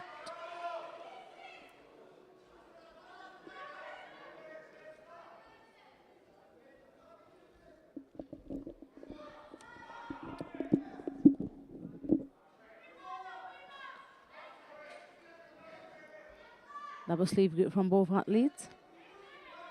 Quite distance, tapping it with a couple of footwork there. Yeah, we've seen Bozkurt going for the soda Yeah. in this position. Will we see something from Perisic, or is she going to play the Shido game now? Yeah, I was thinking, I was going to say, she rather favors the left, if anything, but let's see, like you said, there might be a tactical Yeah, so both approach to this contest. left. We've seen Bozkurt being very powerful in her throws. Certainly a threat for the Serbian judoka.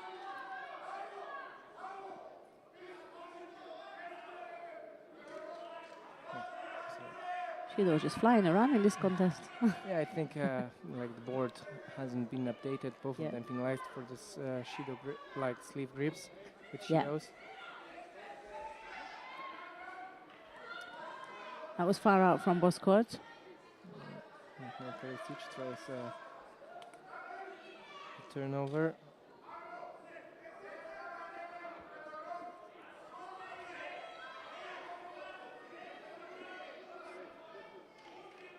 Over 2 minutes left to go. And I think you're right. I don't see Perisic going for anything significant. Normally she goes for the lepa, setting up her senagas. By this time she would have thrown in a couple of attacks. I think the first Shido just set the mood. She was okay. Now I can play it safe. Go for Shido exchange, and definitely like she's already a Grand Slam medalist, so she knows the way around, and she knows like how much risk there is to needs to take. Yeah, if it's possible to win without throwing, she can go for it. It's an option, exactly. And especially sometimes with the younger athletes, you see that they want to score so bad. Yeah, they don't have the awareness yet that they can go for like a Shido exchange, especially. So this tactical maturity comes with. So it really changes things because now it's all open. It can be all over.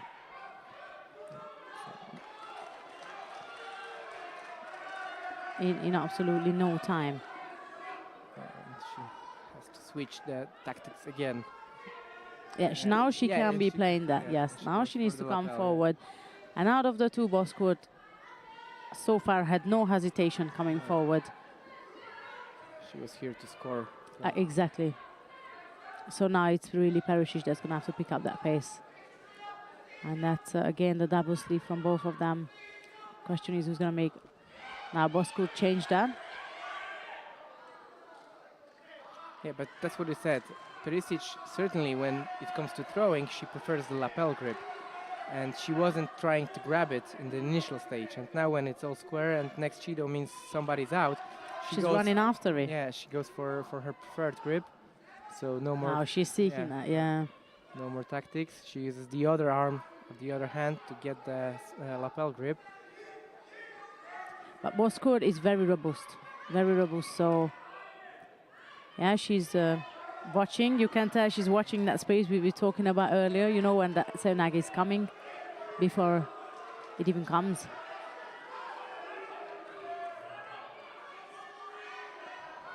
Two more of these would serve the purpose roughly, but yeah, let's see if she can get the grip, because I think the bigger struggle against Bosco is for her to actually setting up that grip rather than turning in.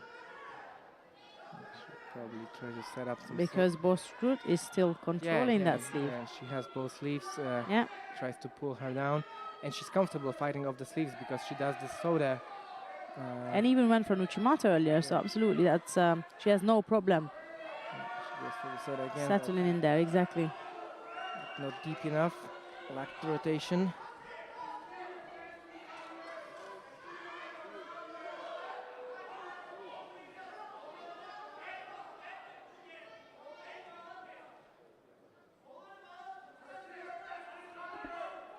Under a minute left to go now. 2 penalties apiece, and like we said, it can be wrapped up quite quickly. Whether one of them is just going to step up the game and go forward, or somebody will pick up a penalty. That was not the most convincing Seonaga there.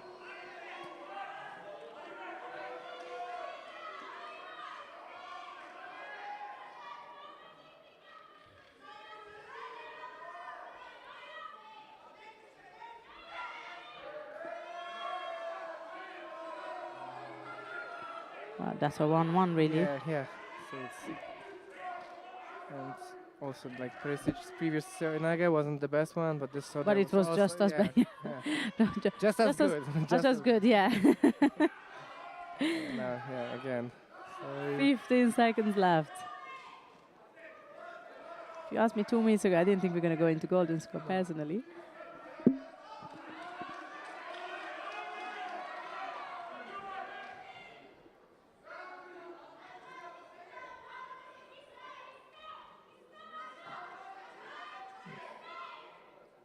Seconds, nobody really interested in trying something. And we go into the golden score. Now, any intervention by the referee will mean it's over in Judo in score. Which doesn't change the last minute and a half situation, because it was the same, minus the Vazares, of course. But now, like you said, it's anything happens from this moment onwards. And is it could have been considered probably breaking the grip with both hands. Yeah, that's what they after there. Yeah. In top left side corner. Yeah, that was a poor attempt. And she's holding on to the same side for quite some times. And we're going to have a look at this on a replay.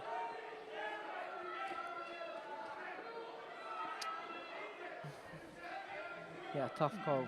Bosco's landing doesn't look to me as... Yeah, and also she initiated the attack. There is this little leg going inside. So for me, best to leave it no score. Yeah, and that's the decision as well. Yeah.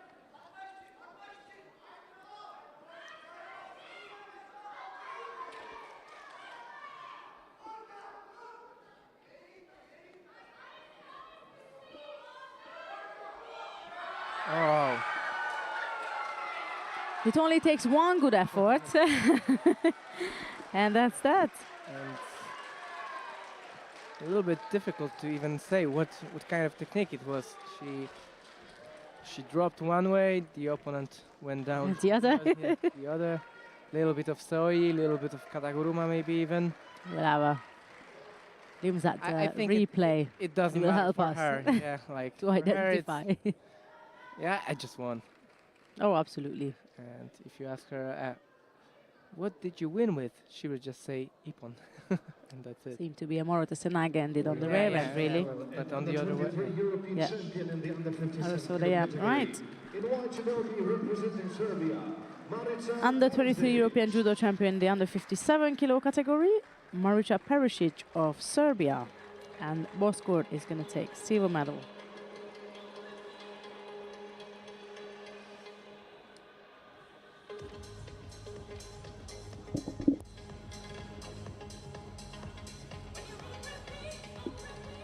Dear judo friends, the highlights of this final now on the screen. so we can watch the highlights as we prepare for the victory awarding ceremony in under 66 kilogram category.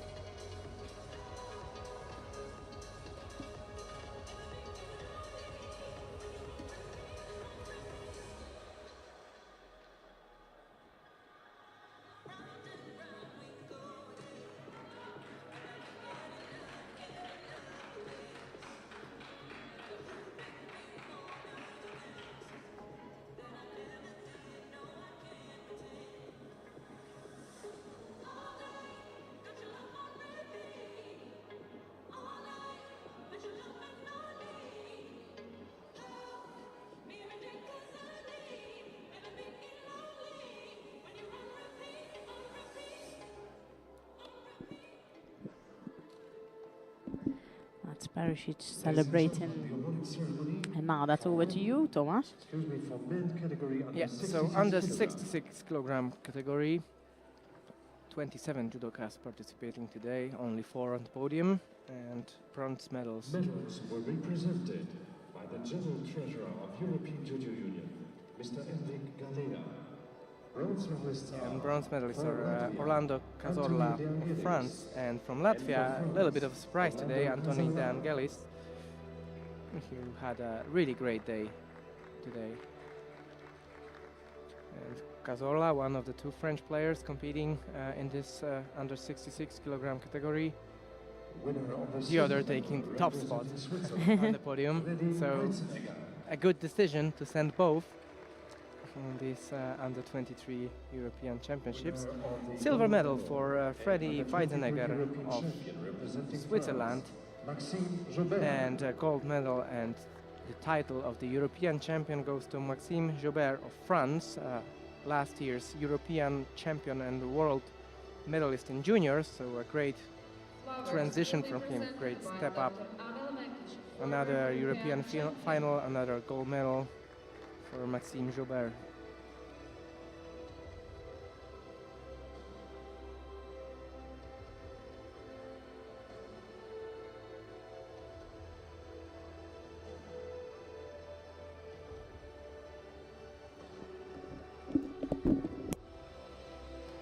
Whilst the flowers being presented, a gentle reminder that tomorrow we start at 10:30 local time.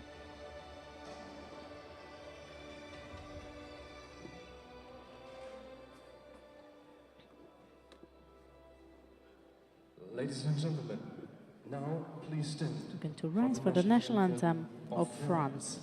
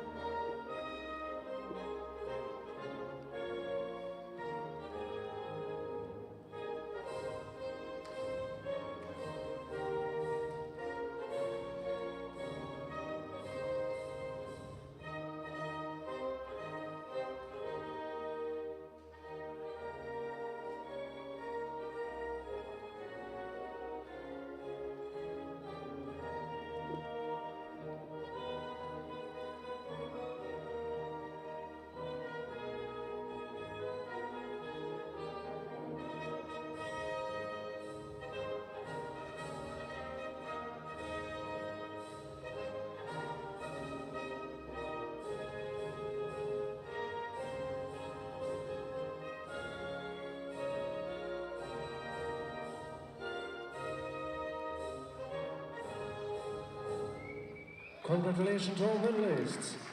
We now invite our VIPs to come together for the family picture.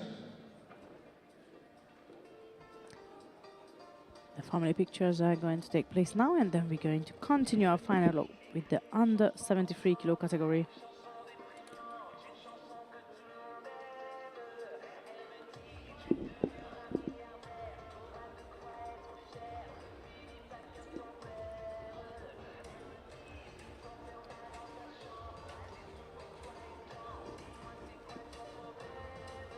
That's a wrap from the under 66 kilo medal ceremony. And moving on, under 73s on mat 1.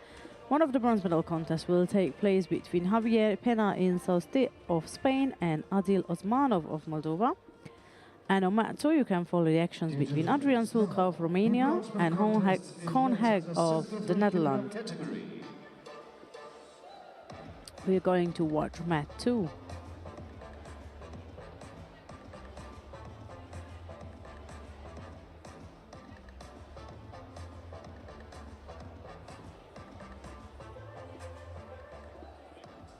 For the bronze medal contest on mat 1, please welcome the referee from Czech Republic, Rastislav Lux.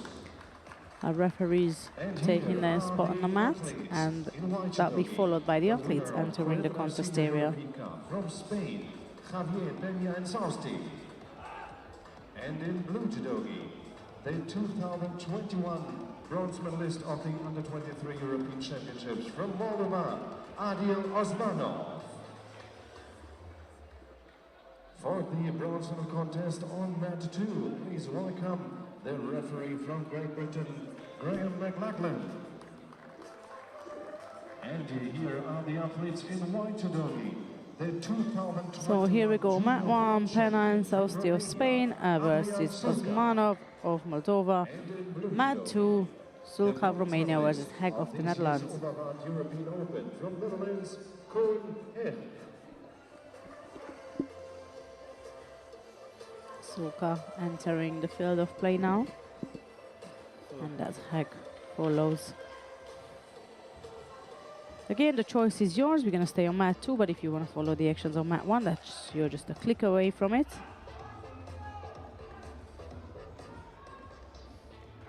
Yeah, Sulka, I think a little underwhelming today. As I said, I was expecting him probably in the final. But he had a really tough day. He could have been easily out in round 2 with the golden score.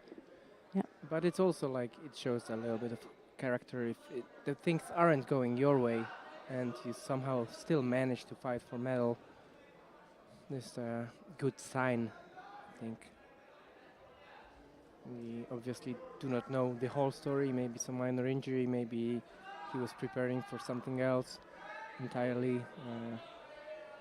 But anyway, he'll have a tough bronze medal match against Heg, who disposed of #1 seed in this category, and with a certain swagger about it, in just 1 minute throwing Pelivan twice. That was no effort, Yes. literally. First grip exchange, Yoko Sutemiwaza for Wazari, and then he followed it up. But now it's Heg who picks up first penalty.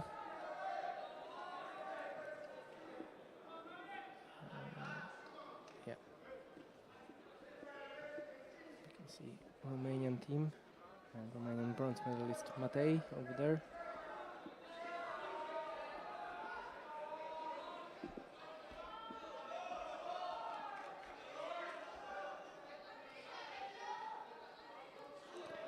Yeah, that's the first minute's gone, and all we got is a penalty.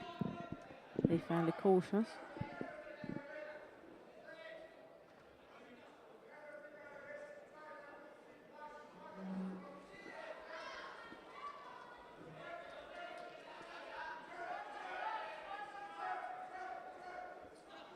Heg is taking his time. He's more patient than Sulka. Sulka is trying to keep busy. Remember, he's done that repetitive movement with the sleeve when he stunned his opponent earlier. We discussed that he keeps changing grips, which can be distracting for the opponent, but we haven't seen anything significant throughout this contest that would danger one or the other.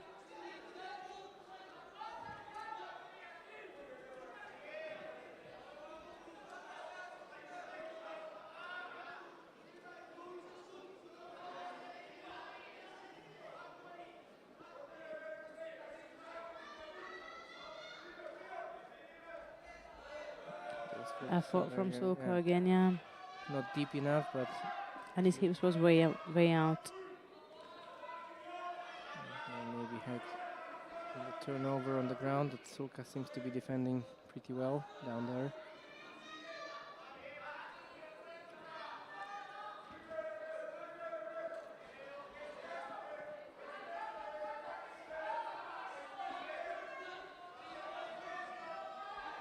Like he's setting up too far out. Yeah, but we've seen him score against Pelivan with this Kosoto into Sutemiwaza.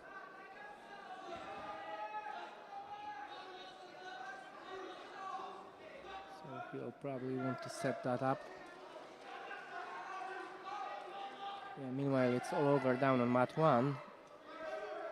And it's Adil Osmanov of Moldova who claims the first bronze medal in this category. And now, nice little left-sided drop Tayatoshi by Sulka. Winner and first bronze medalist in men's under 73 kilo category. In blue from Moldova, Adil Minute Osmanov. 30 left to go in this bronze medal contest, and so far all we got is a penalty picked up by Hag earlier. It's a close call there with the reverse. Technique.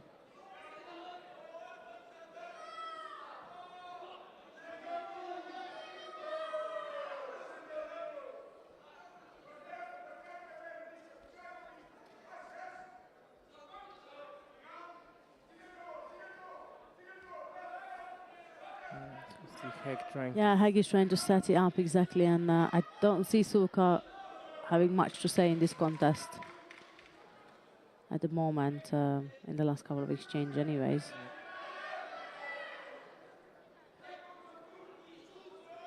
definitely looks like tired maybe, I don't know, there's definitely something wrong. I rather feel like there is no plan. Yeah, You know, when you're like, okay, well, what I've planned, it doesn't really work out, so I'm just going to throw some attacks in there. I see when Hag is planning out and setting it up, and you see that he's got a game plan. But then again, like we discussed, Suka doesn't mind what grip he has. He's comfortable with everything and anything. So that could be the reason why he comes across as he has no plan. Another penalty for Hag. He'll go for the Kataguruma on the right side.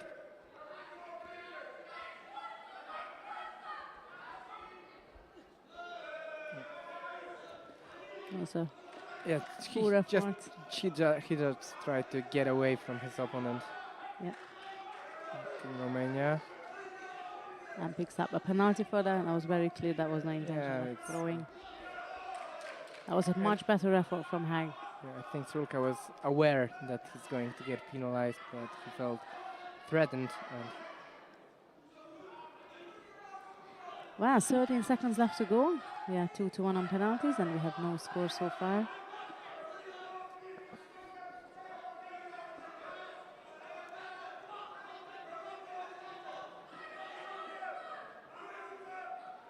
Hag cannot stop. Ultimately, Hag cannot stop. And I'm pretty certain he's aware of that. on the left side of drop Tayatoshi. But you see, it's clearly struggling. He put a lot of those kind of drop attacks. Yep. Sulka, but it took its toll. He's really tired. And a couple of those golden He scores. seems more tired Yeah, of the yeah. two, absolutely. Couple of those golden scores early on, and it just piles up. Goes for the reverse soda. Heg just drops on the ground. So literally rescues himself.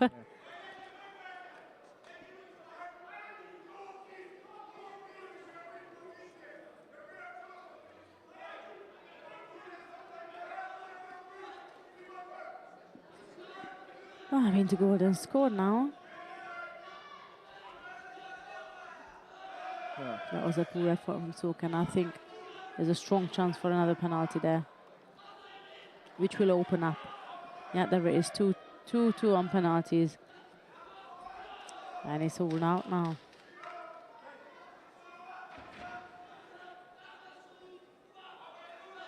Yeah, Suka is really out of gas. Yeah. he did a lot of attempts, but not really good ones. Like from the beginning, something was missing with those techniques, either the rotation or the He just the drops pull, down. and Yeah. he just keeps dropping down. And even though Heg isn't attacking, it looks bad. He doesn't need to at this Yeah. stage because it's almost Sulka is giving it away. Change of plan. Well, he's going for the lapel this time.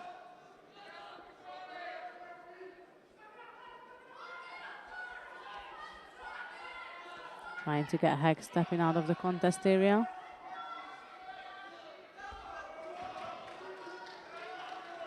Heg got blocked by Sulka, lost control over the upper half of the body and fall down after his Uchimata attempt. It's going to be all or nothing soon for Sulka. Look. I think so too. Yeah, just one more. Another one. Mind you, he did get Heg out of balance at this occasion.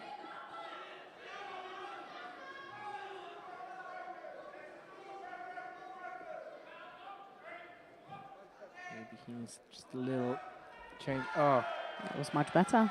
And that was the second one in a row. That was fairly reasonable in terms of penalties, I would say, rather than a chance to score. just avoids being penalized. And he goes again. Now that's not so convincing. No. Yeah, but at least he's trying something, right? That's probably how he feels right now, yeah? It's like third attack. He tried to do anything.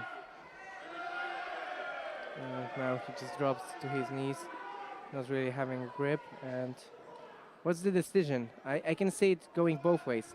Either it's a false attack for Sulka, Yeah. or a Shido for passivity. Which is for what happened. Heg, and it's a false attack. It's a false attack. He put on 4 attacks in a row, 2 of them But you could quite tell, good, yeah. and then he just drops. The last two were literally just Yeah, laying down, yeah. he tried to maybe Flat force down. the third Shido, but it turned out to be a third Shido for him. Exactly right. So that's our second bronze medal goes to Heg of the Netherlands.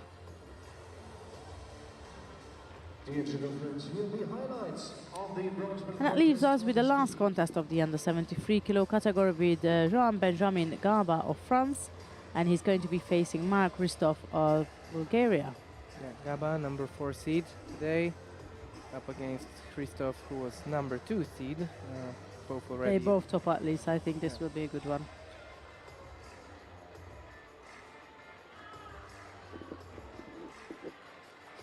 Yes, we had 37 judoka in this weight class when we started today.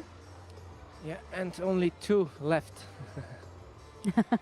For the gold. yeah, for the goal, but only 2 are still fighting. Of right? course. Dear judo friends, welcome to the final for men's in the 73 kilogram category.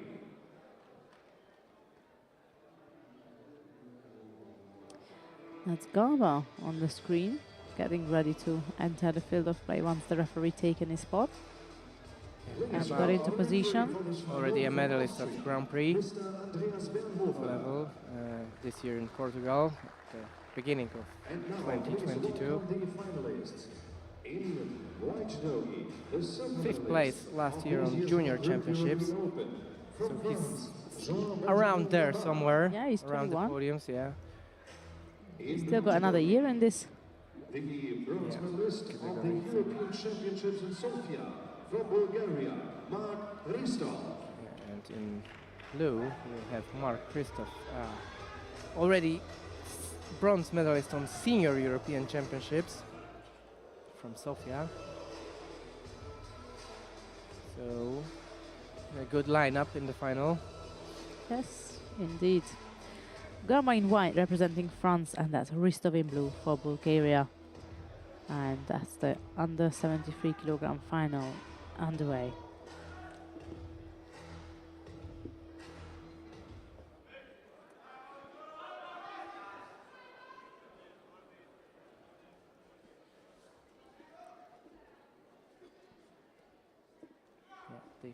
They faced each other at the Paris Grand Slam, and it was Gaba Gaba. who was ahead at that time. But now Christoph starts brightly with his Tayotoshi.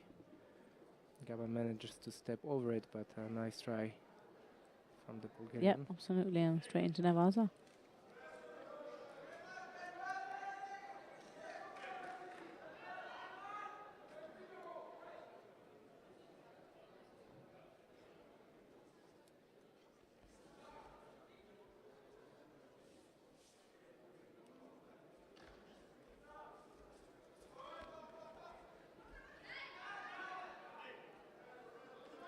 Christoph had a really tough semi-final against Adil Osmanov.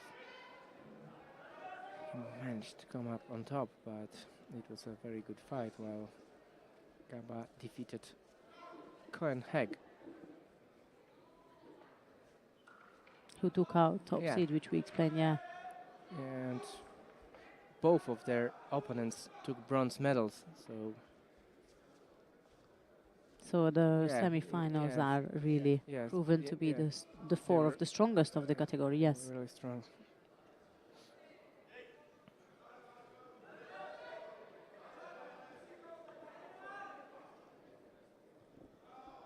Into the second minute now. And Gaba picks up a penalty.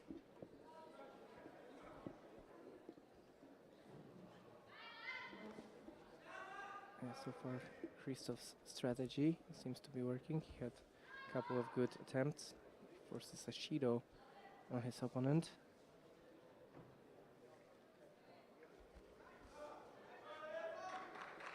Maybe not overcommitted attacks, but threatening.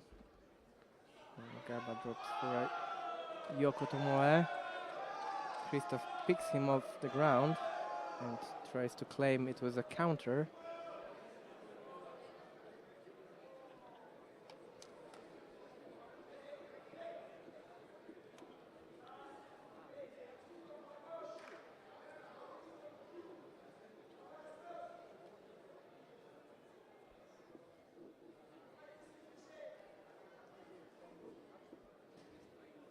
We're just waiting for the referee to review the last action.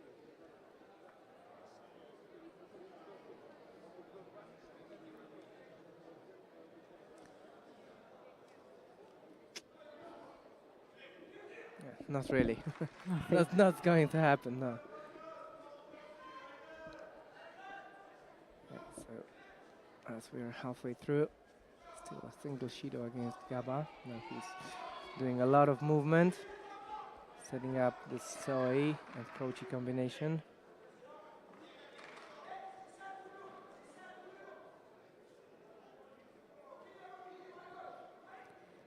Yes, under 2 minutes. We haven't really seen any significant attempt here to score.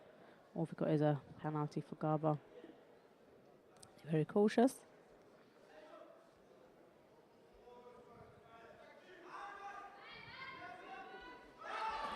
That was much better. That was a hunt for the sleeve, and just as they were busy hunting the sleeve, Gaba decided to switch to the rear. Got Ristov off balance for sure. Yeah, they both, in fact, try to. Yeah, they're do busy the- with that sleeve, the and he twist, used yeah. that, exactly. He used that momentum to destruct his opponent.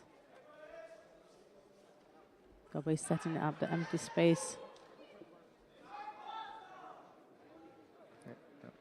Tidy up the upper body first. Agree. But it's a matter of no progression in the Newaza. Last minute left to go.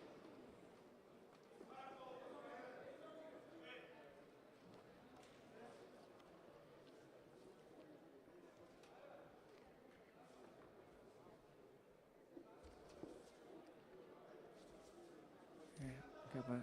Oh, so close.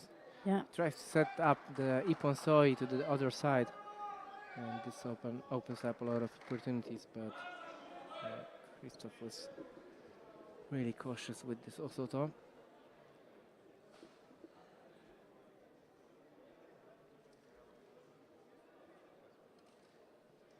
Ristov needs to be careful with that leper. He lets the leper grip. Oh, mind you, that was good. Yeah. But I was saying he lets that leper to be just so set up for Garba, and the space. He uses every space that there is left on that corner. It's a nice Yoko. Tominaga attempt Yeah, from straight into Juji as Ristov. well. Yeah. And it's another penalty for Gaba. Ristov is certainly the stronger of the two when it comes to Nevaza. I didn't really see Gaba even attempting to do Yeah, not much work there, much. rather than defending himself. He had this one situation when he tried to control the upper body and then Yes. the leg out, but But even not at really. that time he wasn't really convinced, I think. More of catching his breath, if you ask me. Yeah, it was like more of settling down a bit. And now it's drop soy by Christoph, and now it's Ooh, Gaba who is almost on the yeah. clock, that. really close. Well, he's going to have to Koji. come up because 2 penalties and that's it. Like, he needs to... Yeah, he and needs to come forward The now. last attempt was by Christoph, the drop soy, which was really close. So now Gaba needs to step up, try to do something. Yeah, that Kochi, that was And that was a good one. Almost on the clock. should he get a score, like 3 seconds to go, that would mean That would be incredible. yeah, he gets the gold. And in what a fashion. Exactly. Oh, perfect timing. Oh, What a timing. Caught him at the best, at the exact time. perfect. They both had the same idea. But Ristov was a second faster. He was ready to set up Yeah. Winner and wanted to go for it. European champion and the under 17 As he was, Yeah. as Gaba was wanted to trying sweep the yeah. leg from the back, Ristov took advantage from the front. Beautiful. Yeah, sweep the supporting leg here.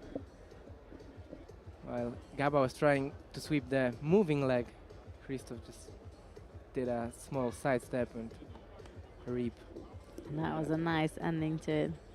Yeah, perfect ending to a great fight. Dear judo friends, here are the highlights of this final. Of They this both had meet. the same idea. Timing, that was timing.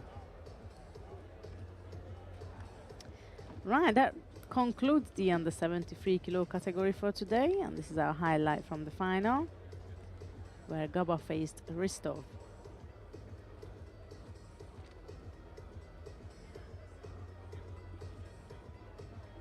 Yeah, but oh, this highlight is perfect. It's really good. Just as he went to sweep.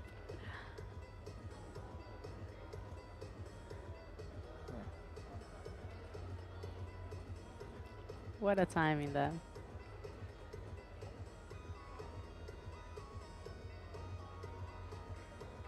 Bronze at the senior Europeans, gold at the under 23. Yeah, what a year for Christoph. Right, coming next is the medal ceremony of the under 57 kilo category. And I believe we shortly beginning the ceremony. Ceremony for women under 57 kilograms.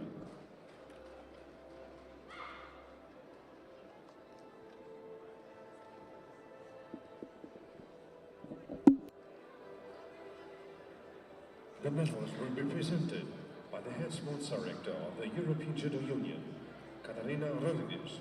EGU Head of Sports Director Carolina Rodriguez is going to present the medals David Cavani-Diaz. for the And athletes. for Ukraine, Anastasia 2 bronze medal Zhizhevska. winners are Anastasia Chichkevka of Ukraine and Tanyani David Kapani-Diaz of Italy.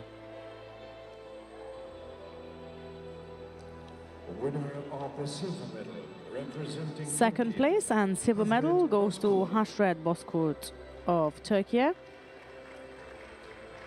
Winner of the gold medal and under 23 European champion, representing Serbia. First place and gold medal goes to Marica Perisic of Serbia. Flowers will be presented by Mr. Mladen Pulkovic, member of Executive Board. Once the flowers are presented to our medal winners, we will celebrate Perisic's victory with the Serbian national anthem.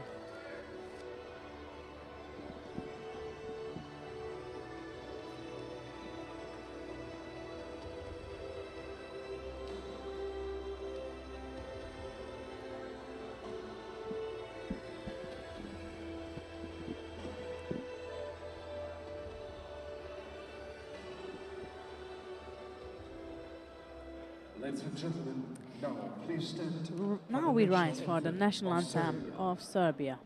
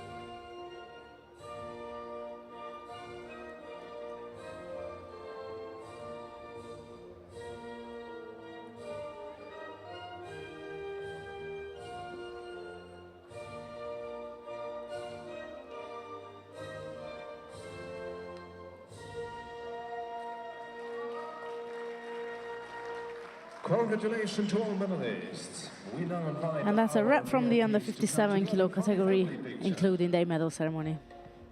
Our last final block is going to be the under 63 kilo category, where we started off the day with 20 judoka. On mat 1, you can follow the contest between Aytay Gadashkanli of Azerbaijan and Varga Brigitta of Hungary.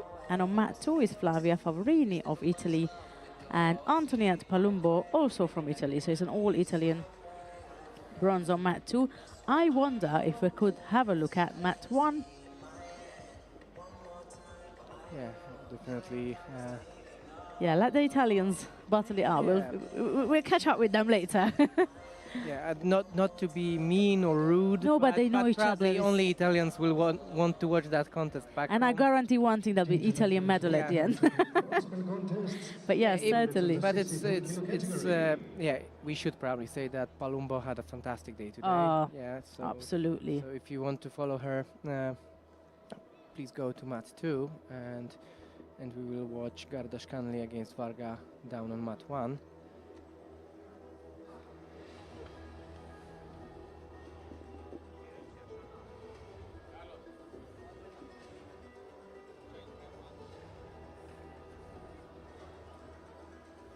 For the bronze medal contest on mat 1, please welcome the referee from Montenegro, Vitolij Vukovic.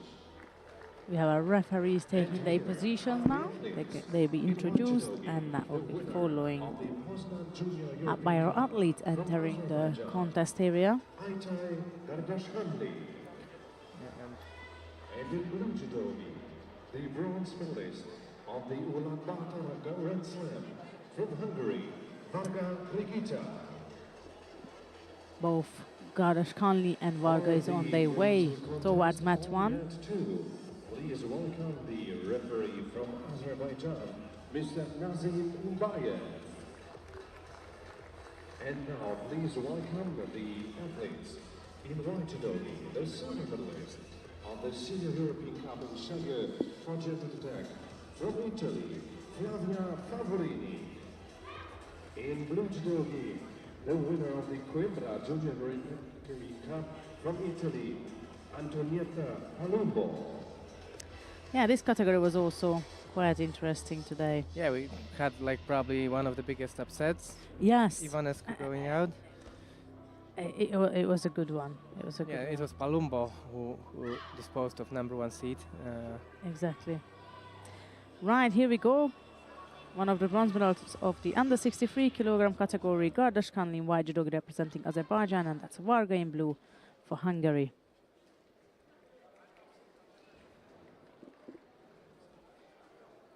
So Gardashkanli, I think she's still a junior. So she had a good run today. Varga initiated that Uchimata that she showed off earlier in the morning. Didn't do much of that spinning action that we were talking about. Still made her way in from a quite wide angle. And Gardashkanli only 18 years of age, so that's a first-year junior. I think they maybe not to say used her, but they brought her for the mixed team event to the juniors as well. So maybe she'll be part of the team that competes on Sunday as well. And Yeah. now Varga with a nice kochigari. yeah. Yeah, maybe some kind of kochigake. That's more of the gake. Yeah, There. she hooked on it, Yeah. exactly, yeah. Hook. And now she's working in Avanza. The referee gave her a little time there to continue her actions. Now, probably Gardashkanli will also get a Shido, because from what I Yeah. saw, there was this, using both hands. And there it is, yeah.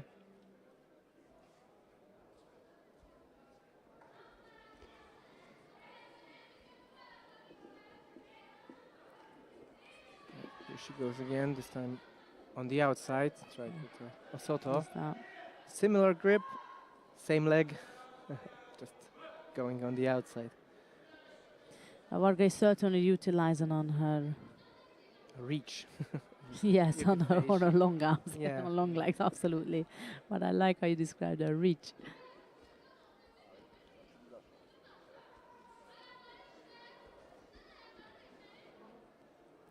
That's a right versus left situation here. They're both comfortably gripping up at each exchange. Varga doesn't seem to have a grip with her right hand, but still standing in there She goes. and using that I think, position from Yeah. Gardashkanli. yeah, so what I wanted to say is that I think in boxing they use the term reach to describe like who has a longer, fist attack, so a longer punch. In judo we don't usually use that, but reach Yeah, is that's a, her reach. That's how far she can reach. So it's not. Yeah. Yeah, it's absolutely fine. Meantime, second penalty for Gardashkanli, yeah, and quite a good exchange there Var- for the Hungarian. Varga seems to be in control, not only having scored but also forcing 2 Shidos on her opponent. Gardashkanli doesn't really have a idea how to get close. Every time she tries to get close for those uranagas and stuff, it's Varga who is on top of her.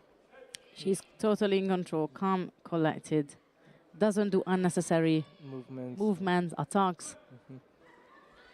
Yeah, she But goes- when she does attack, she makes sure that she commits fully to the end, whether it was the Harai Mohikombi where she gone flat down, but she still went completely all out, and that now secured her a bronze medal in the under 63 kilo category. Varga Brigitta of Hungary just gained the second medal for the Hungarian team on day one.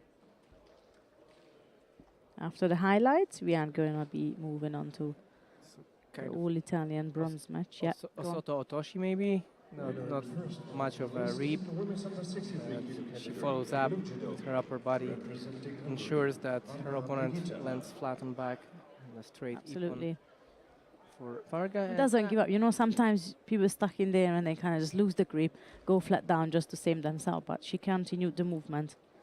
Yeah. And that's now And we're still in time to catch the Italian business, yeah, eh? 40 Yeah. seconds of the contest between Favorini and Palumbo.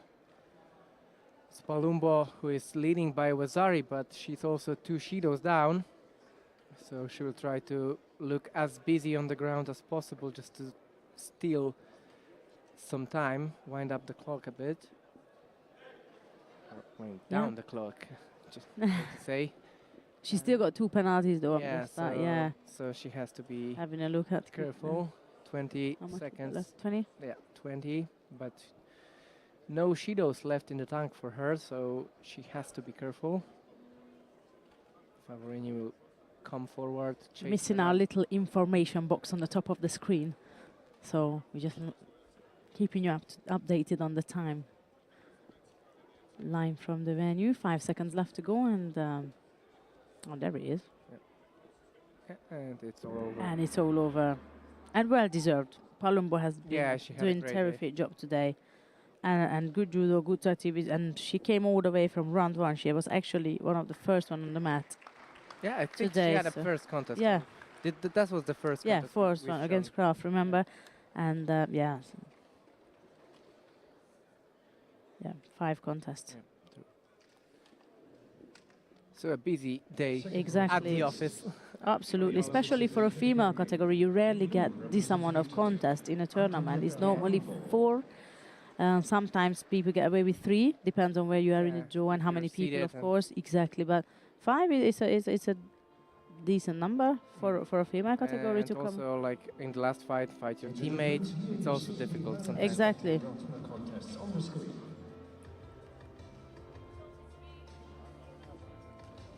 So we can watch some highlights as we prepare for the last contest of today. It will be Annabel Vincik of Germany against Laura Fazliu of Kosovo. Yeah, Fazliu is another great athlete. Yeah, and, it's nice to have the last contest including her because she's such a thrower and such a strong both character and judoka, and I personally enjoy watching her in action. And she was like, you know, when she had a grip, she went into those uchimatas, really, really spectacular throws. And when on the, like, not very often, but while she was defending, she stood her ground, she was very stable, and I don't think any player came close to scoring on her today. But Annabella Vincik definitely more than capable of doing a lot of nice work. And about Vincik, what we thought she would get most of the uchimatas. When she couldn't rely on the uchimata because the grip was wrong or something, she switched into a Sodatsuri Komigoshi, which was quite unexpected, to be honest, at least by me. And she did score with that as well, so it'll be interesting to see. We see Coach Mario Schendel with Annabel Vincik. Exactly. And of course, we will see the other coach, so coach. Right, here we go. Last contest of the day. If you guys rushing off, it's 10:30 start local time tomorrow. Unfortunately, sorry. But for now, we got Winzig in a white judogi representing Germany, and that's Fazliu of Kosovo in blue. I thought the camera operator will focus just a bit on Majlinda Kamendi, Olympic champion and coach for Kosovo now, but they decided against it, and it's Fazliu who starts bright with her uchimata with a very strong grip, right hand over the top, bending her opponent down. Immediately putting Winzig in a very difficult position. And we've seen her doing that, Fazliu. She doesn't even need to raise the leg so high because she bends her opponents. Oh, look at that Ouchigari. Good resistance from Fazliu. She braced herself. Took a moment to rethink the situation and take an action accordingly. But that was a moment of worry there, I think, for her and the team.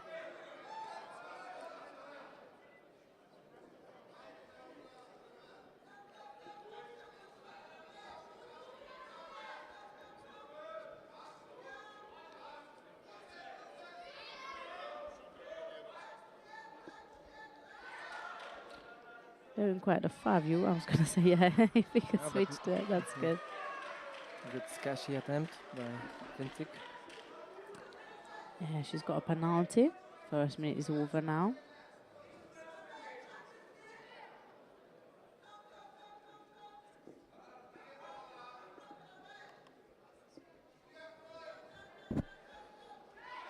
Over the top she goes again. Top grip, lapel, setting it up. Putting Winzig in a very uncomfortable situation. Winzig was smart, so let Fazliu come in for the uchimata and try to step forward. Couldn't quite catch Fazliu with it, but at least she had a plan from there. Yeah, and she got away with this defensive posture a bit. Exactly. Here they go again. There we go again. All clicked in. Switch of direction. And that Ouchigari again is that same Ouchigari that was almost causing a problem earlier. It's now caused a big problem. A big problem, I was yeah. about because to say maybe a switch of direction and then she launched the Ouchi immediately. But out of the two, you would think that Fazliu would favor more of this, what you call the Georgian style, or you know, one of that close distance. Yes, the close distance, the whole get locked in and two hands around the waist sort of situation. But Winzig really well used the opportunity, and Fazlio knew that Ochigari is there because she almost tripped over earlier, so that's no surprise, this one of Vinzig's technique. That was a brave one there for Fazlio to go into that exchange. Now she's behind Navuzari and under 2 minutes left to go. Yeah, she'll probably want to try to go over the top again. Absolutely. I don't think she will dare to get engaged that close again. That's the Ochigari again. Switches into Ogoshi. Yeah, but Vinzig has a nice feel for this Uchimatas. Maybe not this time, but straight into a Juji Gatame. Yes.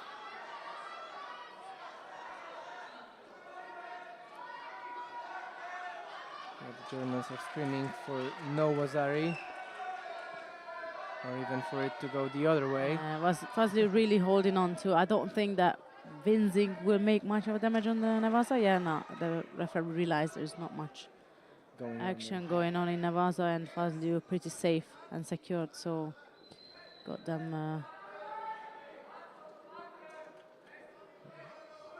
standing back out. They're reviewing the last action. I had a slight worry about the head, if I'm honest. Perhaps if we, I know it was a shoulder. Yeah, but also the landing of Vinzig. Yeah, that is. The whole thing was quite questionable, but at the end we're sticking to Wazari, so the scoreboard is evened up, and it's a Wazari apiece. Vinzig still got that yellow card sitting there from earlier on, and we are under a minute now left to go.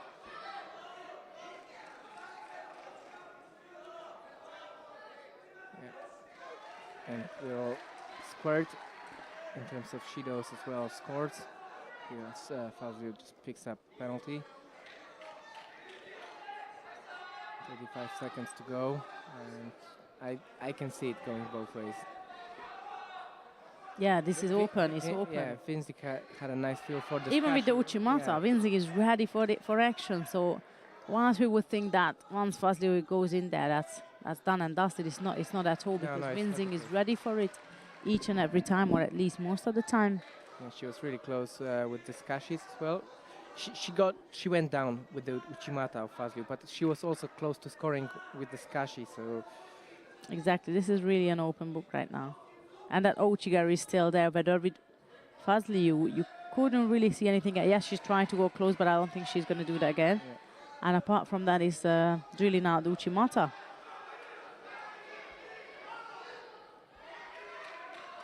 Yeah, she's keeping her distance for the Ochi. Waited for Vinzig to step back and go for the Uchimata. Rolling Vinzig down. Yeah, she's turned to avoid as soon as. But she switched, like when they were grabbing the belts. Before she went close with her hips, and now you can see she was waiting for that. No, not again. Yes. Hips back, waited for it. Exactly right. He stepped over from it and then launched her own. Yeah. Exactly. Yeah. No, I was just gonna say another gold medal of many for Kosovo. Here, won by Laura Fazlio in the under 63 kilo category, and that is actually us done with actions for the day. So if those of you who's not going to remain with us to have a look at the medal ceremonies that we got left, in that case, thank you so much for your attention. We hope you enjoyed all the action today. Tomorrow we start at 10:30 local time, and 4 o'clock is our final block schedule too. We're gonna stay here with our medal ceremony of the under 73 kilo category, and Tomasz is going to walk you through that. Yeah, and after all the medal ceremonies, we'll have a quick wrap-up, so please stay with us, not only for nice pictures of the awarding ceremonies, but also we'll discuss what happened today, and maybe find like the best team for today, or the biggest favorite upset, moment, yeah. biggest upset also. So please stay with us as you watch the highlights of this contest. Under 73 kilogram category victory awarding ceremony is prepared. And just to say, I think in under 73 we had a standout performer of the day. Maybe not like the most spectacular, but consistent.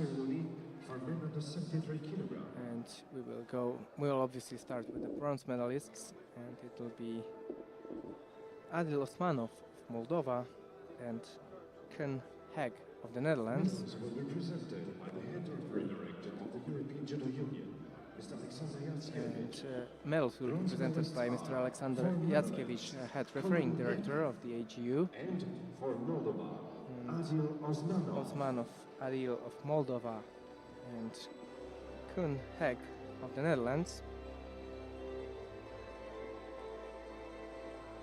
Winner of the silver medal representing France, Jean-Benjamin Gabin. Silver medal goes for Benjamin Winner Gabin of the gold medal at under 23 European of champion France. representing Bulgaria, Mark Christoph. And gold medal and the title of European under 23 judo champion goes to Mark Christoph of Bulgaria. Flowers will be presented by Mr. Ziad Sedinovich, member of Executive Board.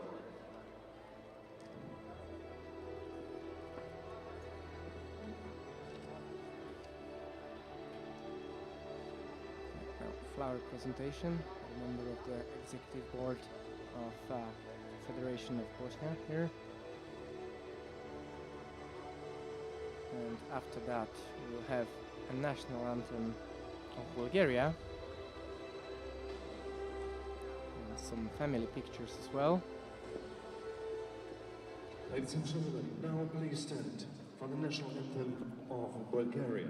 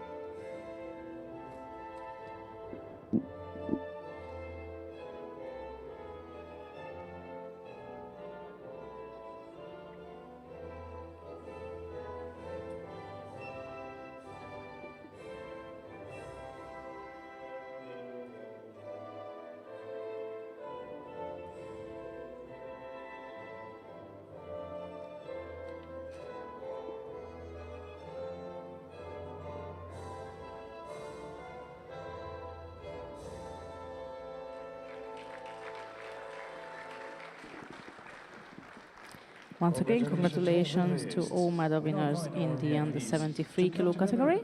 And that leaves us with one more medal ceremony, which will be the under 63 kilo category. After the family picture has been taken, we will proceed with that.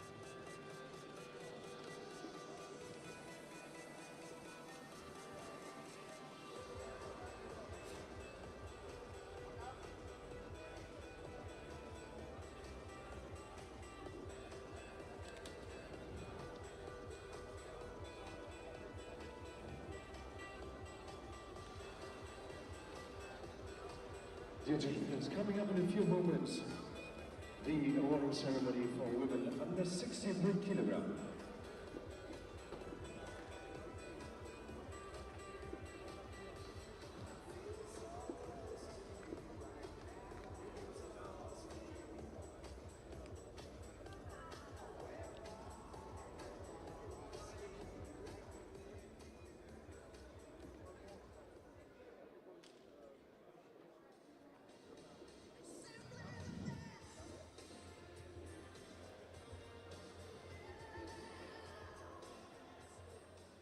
Dear children, the awarding ceremony for women under 63 kilograms. And now we begin with the medal ceremony of the under 63 kilo category, which is our last medal ceremony of today. Medals will be presented by the sports director of the European Judo Union, Ms. Urska Zornia-Jugova. Medals are presented by the EGU sports director and Olympic champion, Antonieta Palumbo. Mrs. For Hungary, Zornir Urska Zornir Jugovar. Our two bronze medal winners are Palumbo Antonietta of Italy and Varga Brigitta of Hungary. Of the silver medal representing Germany. Second place and silver medal goes to Annabel Winzig of Germany. Winner of the gold medal in under 23 European Champion. First place and the winner of the under 63 kilo category here in Sarajevo, Laura Fazliu of Kosovo.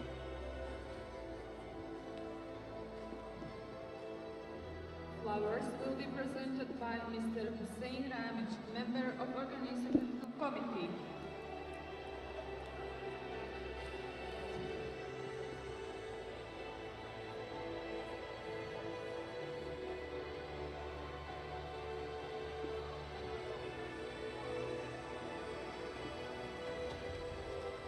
Once the flowers being presented, we are going to celebrate Fazliu's victory by standing up for the national anthem of Kosovo.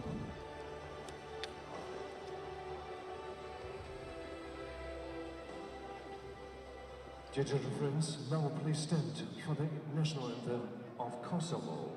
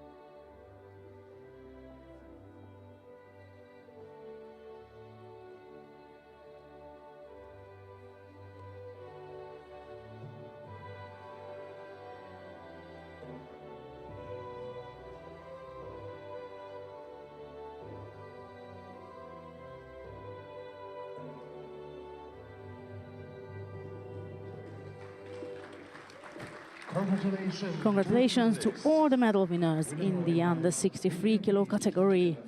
And that's officially a wrap from us on day one in terms of actions. So we're going to switch back to the studio and have a little recap of what has been happening today. That's us there. Hello. Hello. So I'm going to do the female categories, obviously. And then Tomasz is going to do the male categories. We're going to have some highlights, but ultimately we just want to do a little rundown of what's been happening today. When we started in the under 48 kilo category, we had 18 judoka enter this morning. There is always what we call like the paper, according to the paper, what the result should look like, and it's not much of a different happened of what we expected. Sila Erzin of Turkey went all the way through to the final, and she won. She's been a robust. I kept on calling her a little pocket rocket. She's been all over it, left and right, back and forth.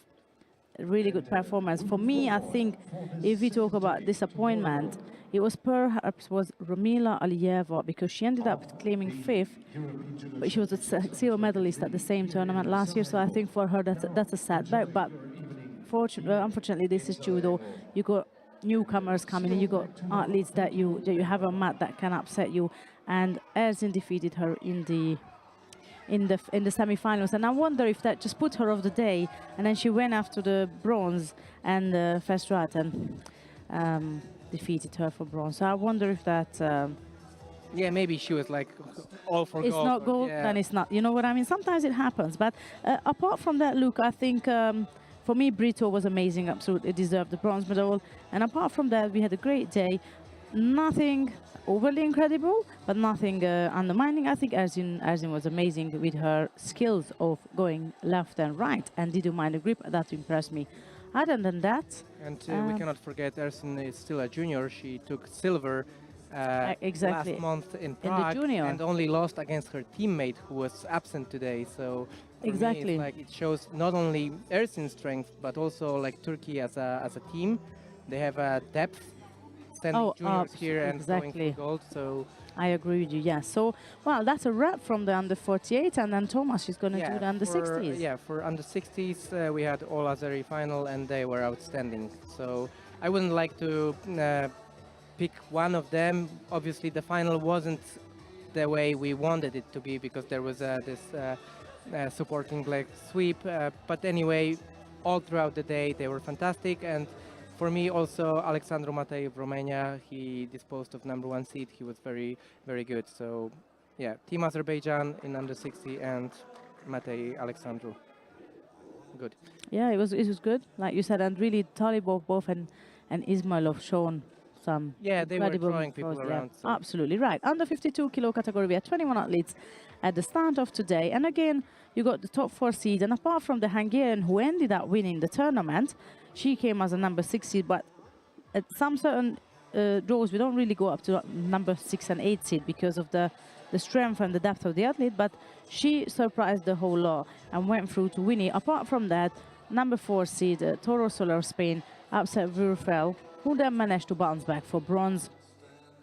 Got another medal at the under 23s after claiming another bronze in 2019. I think the upsetting moment was perhaps for Muminovic from Kosovo, who did have a bronze medal from last year's junior, and she's coming out. We see her all around and medaling 5th place.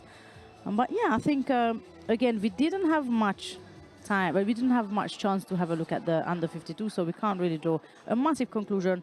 But I remember a good final, good bronze medals. Yeah. So Precisely. it's certainly been a good little. Yeah, so under 66, 27 judokas, and last year's European champion for juniors, Maxime Jobert of France, taking the top spot. Also, his teammate Orlando Cazorla had to settle for bronze, but also good for Team France. I think it shows the depth and the faith of the coaches. Like, yeah, we have 2 good players, let's send both, and it pays out. Taking a gold and a bronze. And yeah, Radu is right now was #1 seed. He went out, finally settling for a 7th place. So this is going to be probably not the best result for him. But anyway, here I would just pick out the French players, especially Jobert. It was The step up from juniors to under 23 was very good. Yes, absolutely. Under 57, 24 judoka. For me, Boskurt was incredible. Not just scraping through to the final, but really showing some incredible throws and everything. Perisic perhaps was a bit too much to swallow today. Understandably, IGF tour medalist multiple times. They still had a close contest, so I see a good future for Boskurt if she keeps going at it. Perisic ultimately won from Serbia. I think the upsetting was for Ofel Velosi, who was actually a bronze medalist at last year's under 23 Europeans, and she was knocked out first round by Grubner from Austria, who then knocked out number 2 seed as well. So yeah, it was all over the place in the pool seed there, but exactly. But again, Perisic delivered, but wasn't a walk in the park. Yeah, and under 73, the most packed of today's categories with 37 judokas. I think it was not only like most packed, but it also had the most, maybe not talent, because all of those divisions were talented, but there was too many performers already having like Grand Slam medals or world titles or something in junior and in cadet. And for me, Christoph, who took gold, was the standout performer for all the day. He was probably the most accomplished, already having a medal at the senior level, but the expectation was high of him. He wasn't maybe not always the most spectacular, but he was most consistent. Exactly. Coming against a variety of fighting styles, having overcome very strong Jean-Benjamin Gaba, but also having to fight Adil Osmanov. So for me... Oh, and he was at it today. Yeah, so definitely. For me, Mark Christoph was great today, especially since the expectations were so high, and he came here to deliver, and he did just that. Exactly. And it's just that. Don't have to be always the most flashy or the most throwing people He's got around. the job done. Yeah, just exactly. done and dusted, and prepare That's for next. it. Next and last one is the under 63 kilo category, where we had 20 judoka at the start of the day.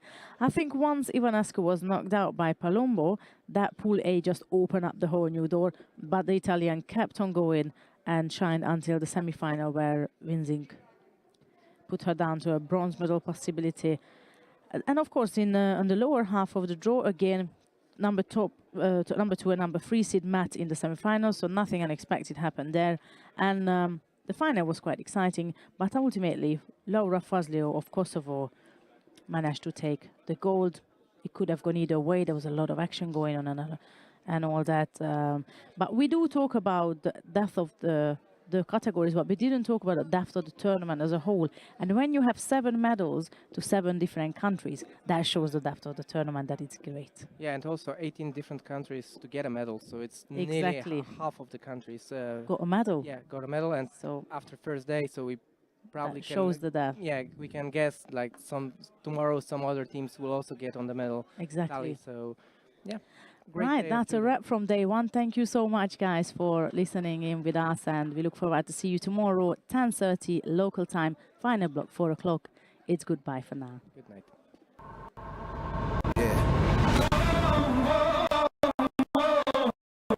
No fear.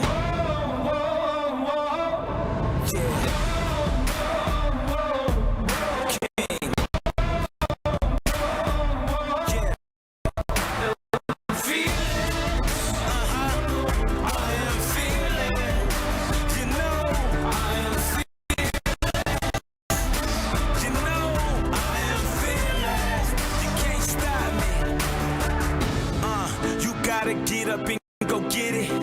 You gotta want it from the soul, you gotta feel it. You gotta seize it every moment, every minute, every time you get a chance, you gotta live it. Handle your business. I'm never scared with no fear, I'm well aware. I stay ready, I'm well prepared. I risk it all for the cause, take a risk and put it all on the line. I'm fearless. Yeah, I'm fearless.